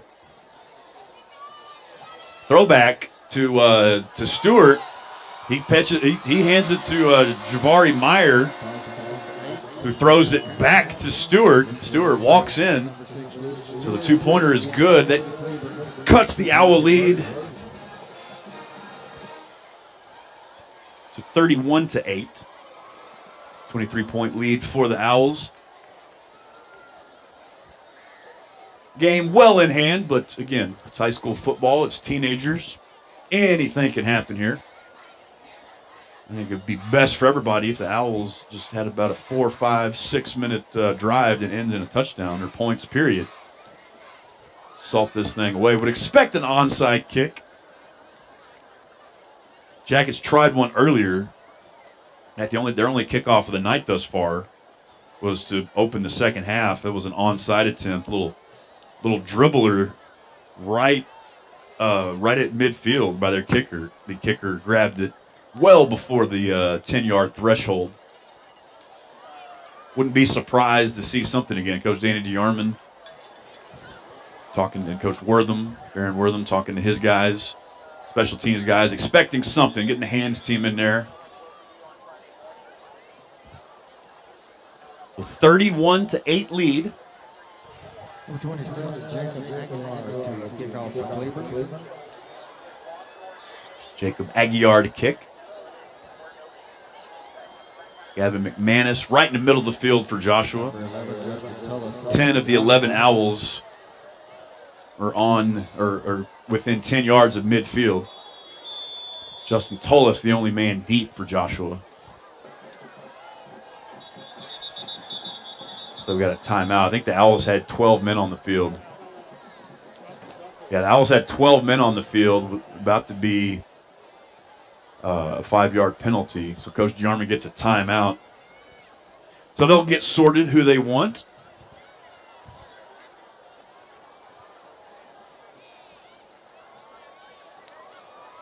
Once again, let's go. Let's see.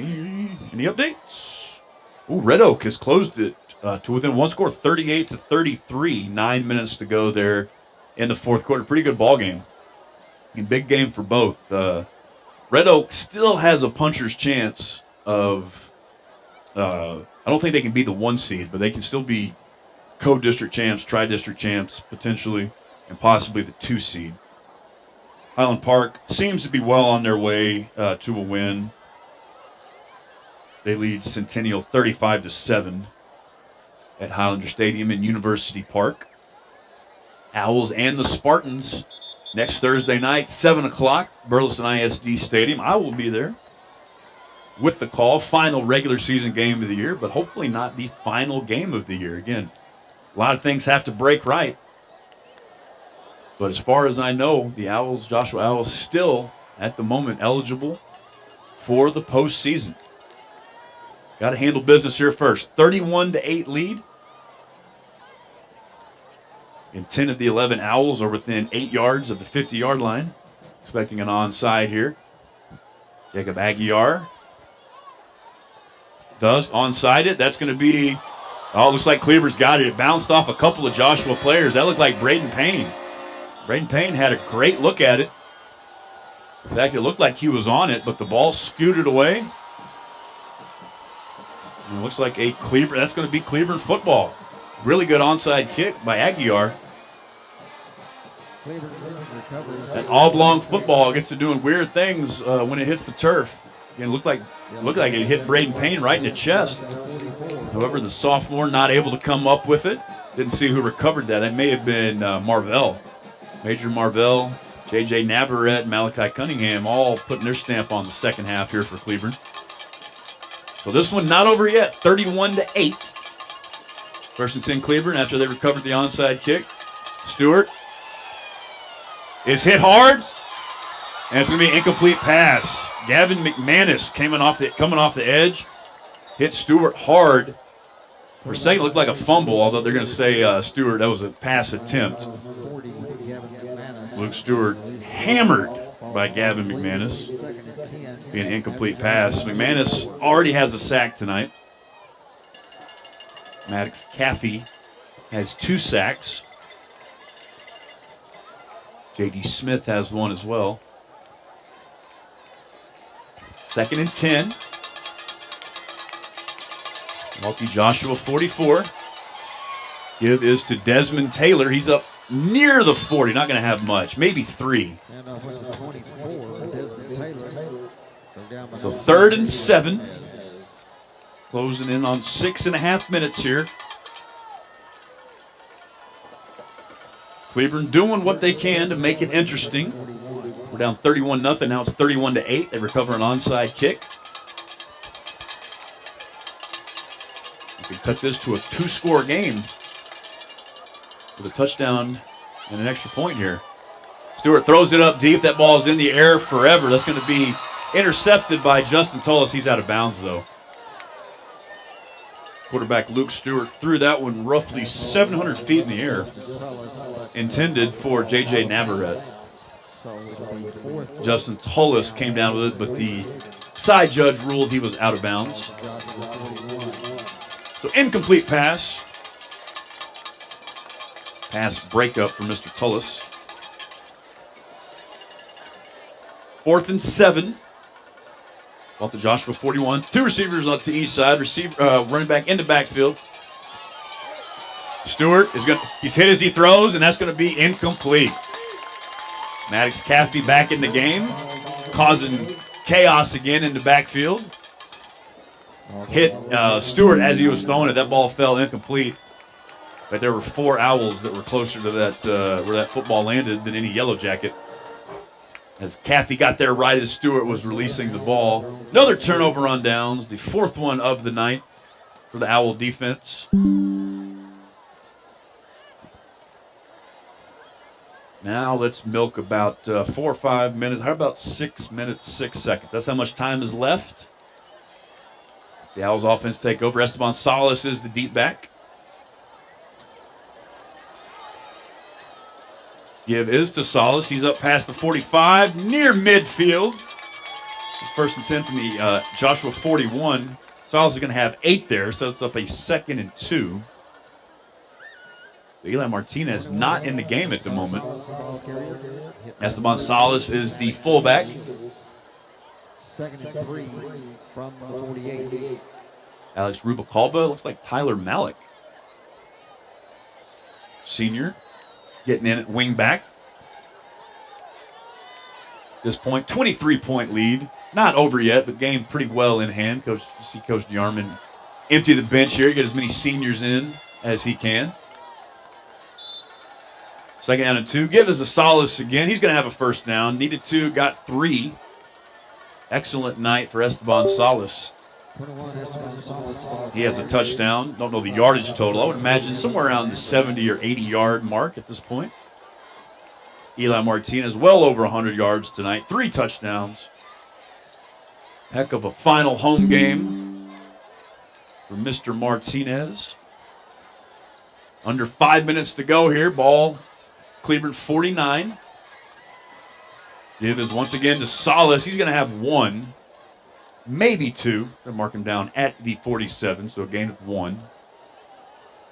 And up to 21, Esteban Salas. Clock keeps ticking, and that's all that matters at this point.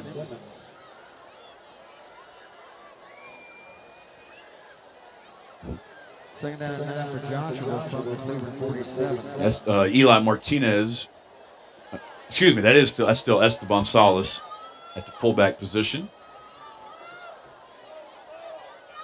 Give is to Salas. He's past the 45. We're down at the 44-yard line. Now you give him the 43. Gain of 4 there. Clock keeps moving. We're closing in on 4 minutes to go. Owls seem to be well on their way. Victory number 5 of the 2024 season. Third down and 5 from the 43. Flag on the play. I believe that's going to be a false start on the Owls. Looks like Nick Smith, the receiver out to the left, was a little bit premature.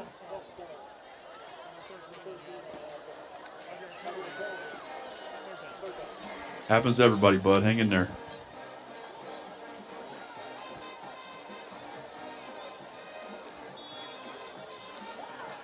So the gain by Salas negated. The 3rd and 10 from the 48-yard line. Clock still ticking. Closing in on under 4 minutes. Yep, 3:45 to go. Cesar Beltran still in at quarterback.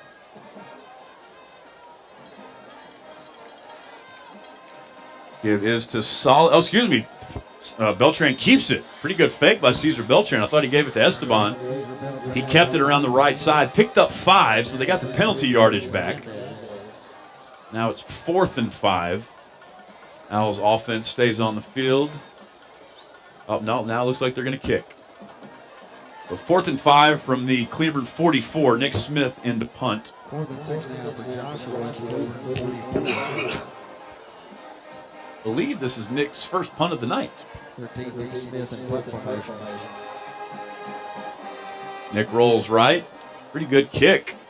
It'll be fielded by Cunningham at the 15-yard line. He's out of bounds near the 20. So a 29-yard punt by Nick Smith, returns 7 yards. At the 19-yard line, it'll be 1st and 10 for Cleburne. 1st and 10, Cleburne. Yellow Jackets still need 3 scores to tie this game. 2 minutes, 51 seconds left. Heck of a night by Sergio Mata, the sophomore. Getting some extended action after the ejection of Tevon Wilson, playing cornerback. Had an interception earlier, playing really well. It's a screen for the Jackets. Sniffed out by the Owls. Gain of 3 on the play. Mikey Duran. Big Louis King in the middle there. Sniffed out the screen. Also Jalen Wilson, the freshman defensive end, in on the stop. 2nd and 7, Stewart. Flushed right. He keeps running. He's got a receiver. Looked like Malachi Cunningham again. Near the sticks. Pretty nice play by Luke Stewart. Cunningham has his 5th catch of the night. 5th or 6th. Good to see Maddox Caffey out on the field making tackles again after a couple of injury scares. That is enough for the first down. 1st and 10. Cleburne at the Cleburne 30. Throw out to the right. Again, that's Cunningham. He's got 4 on 1st down. Another penalty comes in. Well after the whistle, that's going to be a 15-yarder on somebody. Completion on the play, also a flag from. Come on, fellas, let's just get this one done.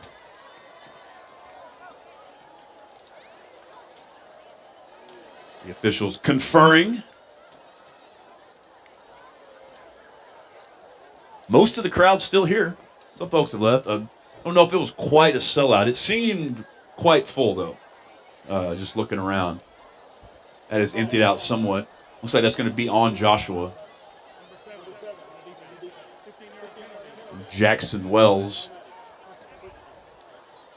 So it's about 4 yards on the gain. With the penalty, it moves the ball up to the Cleburne 49, where the Jackets will have 1st and 10. 2 receivers to the left, 2 backs in the backfield on either side of the quarterback, Luke Stewart. Stewart rolling left, throws it out, has a receiver. That is Keelan Pollard. Catches it on one knee, 2 yards behind the line of scrimmage. There's a flag on the play.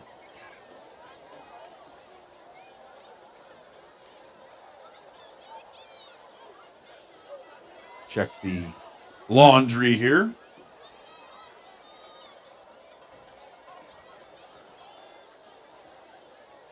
Apart from the brief spurt when the Jackets scored their only touchdown and then recovered an onside kick, it has been all Joshua thus far.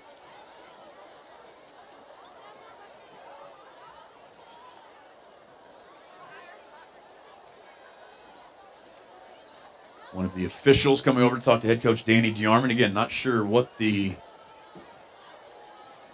call is. It's definitely going to be against Cleburne.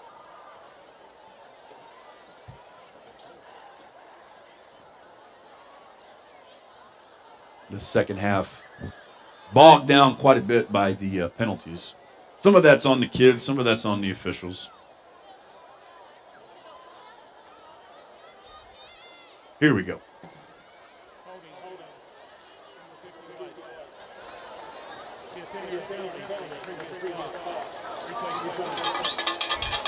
Holding.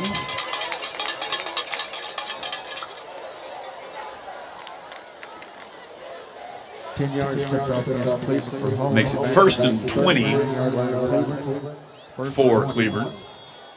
Clock's still running, minute 43 to go. 3 receivers to the right. Stewart fakes, looks right, has receiver out in the right flat. That's caught. Minimal gain. Completion was 22. Luke Watson catches it just at past the line of scrimmage. He might have got one there. He slipped, caught it near the line of scrimmage, slipped as he was trying to get upfield. Gain at 2.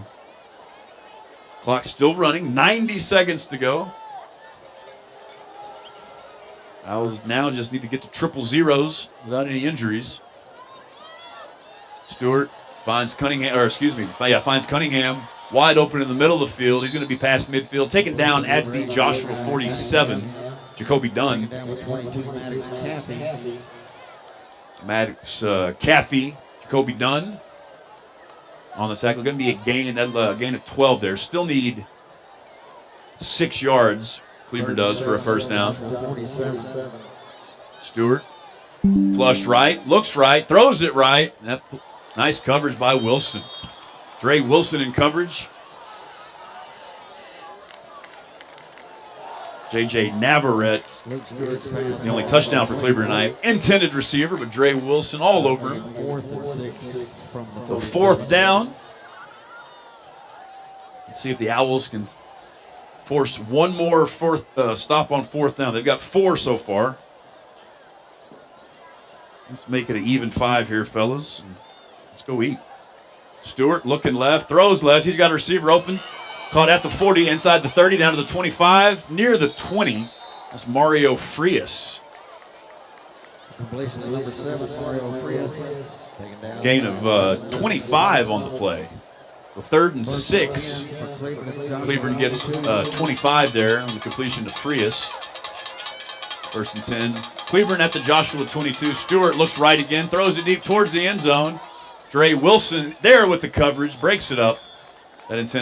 That pass intended for J.J. Navarrete again, but Dre Wilson, excellent coverage in the end zone. Gets a hand on it, knocks it down. Number 3, Dre Wilson defending on the play. Brings up 2nd down. 21 seconds to go. Almost there, folks.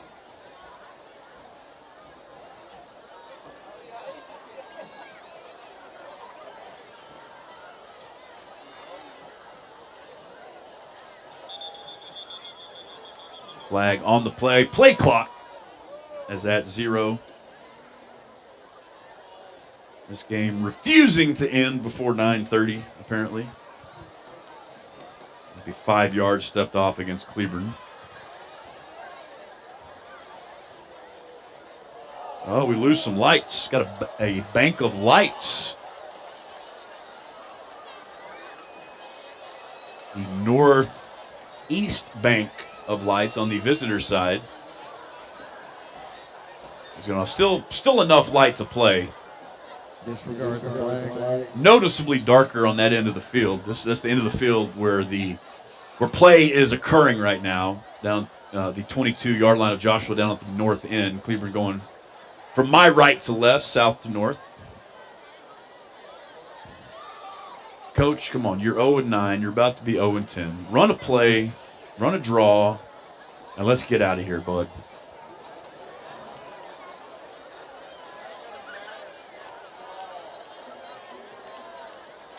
The flag waved off. Looked like it was going to be a play clock violation. Flag waved off. Now the officials discussing it again. As they are apparently under the pressure and they're getting paid by the hour. Well, now they are marking it off.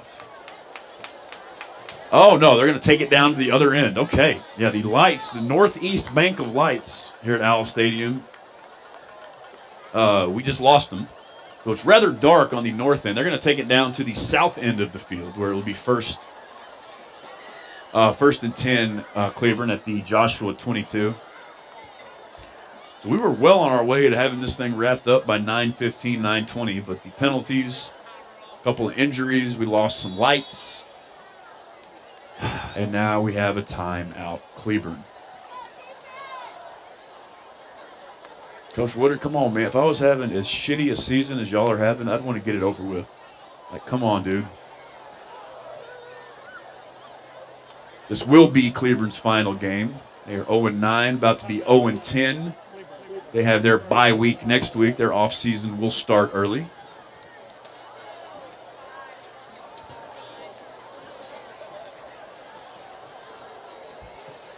Joshua fans, once more, don't forget that the Spirit of Joshua Band and the Sweethearts right after the game will be performing after tonight's game. The Spirit of Joshua Band, the Joshua Sweethearts, doing their thing. Again, all in all, good night for the guys in blue. Owls needed to win. They needed Highland Park to beat Centennial. Both of those things seem like they're well on their way to happening. Owls are definitely going to win here tonight. Unless Coach Woodard discovered a 23-point play during the timeout.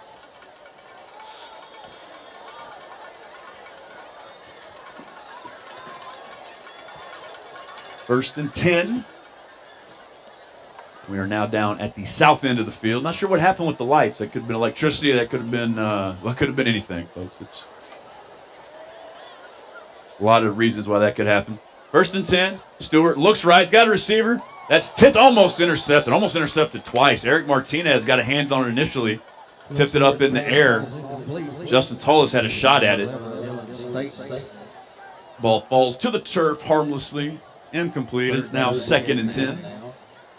Excuse me, 3rd down. This drive seems like it's taken 6-7 years. Forgive me for forgetting. Quads to the right. 4 receivers to the right for Cleburne. To the right for Cleburne. Stewart throws it towards the end zone. That's knocked away. Sergio Mata already has a pick tonight. Another pass break up there by the sophomore corner. Away by number 24, Sergio Mata. Timeout, Cleburne. Oh, you're just doing bits now, Coach. Yeah, can't take them with you. Timeout, Cleburne. They got 1 left.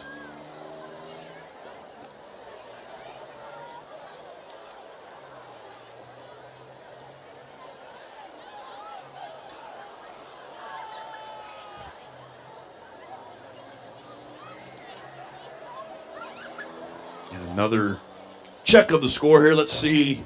Kind of interested in that Red Oak Midlothian game. Had a feeling coming in that was going to be the game of the night, competitively at least. Definitely the biggest game. Of course, yeah, Highland Park well on their way to a win, 42-14 over the Spartans. 45-41 Midlothian lead over Red Oak. Just over a minute to go in the 4th quarter. Humdinger, barn burner in Ellis County. Here we go. Jackets back on the field. 3rd and 10. Stewart rolls right. He throws towards the end zone. That's going to be over everybody's head. Incomplete on 3rd and 10. Looks like Cleburne will send out the field goal unit. First and 10 at their 22.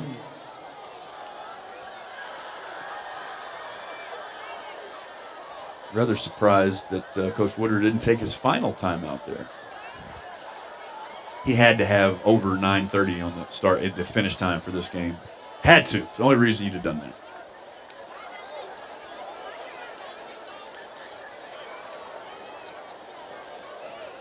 I shouldn't judge, though. I don't know what it's like to coach an 0-10 team. And he's done it twice now in 3 years. That sucks, bro. Oh, that was fourth down. Excuse me. Again, I'm all turned around. This should be the final play of the game. That was fourth down. Joshua Owls, Caesar Beltran takes a knee. Coach Woodard does not take his final timeout. Good looking out, Coach. And that's it. 31-8. Joshua has beaten Cleburne for the first time in 7 years. The Owls have won 5 games in a season for the first time in 28 years. And as far as I know, folks, unless somebody knows something I don't, the Owls will head into next week still eligible to make the postseason. They're going to need some help. They're going to have to win by at least 15 to have a chance. But they will head into the finale of the 2024 season with an opportunity to potentially make the playoffs. That's all you can ask for. Great job, fellas.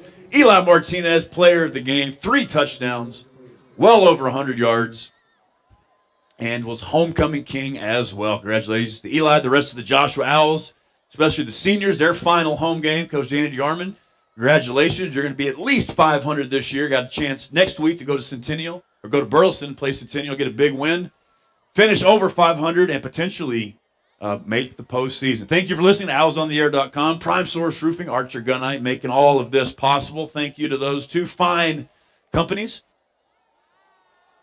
Big win tonight, folks. It was a lot of fun. Homecoming, always fun to win a homecoming game. Always fun to beat Cleburne. 31-8 final here from Owl Stadium. I'll see you Thursday night, 7 o'clock. Thursday nights, live from Burleson, Texas.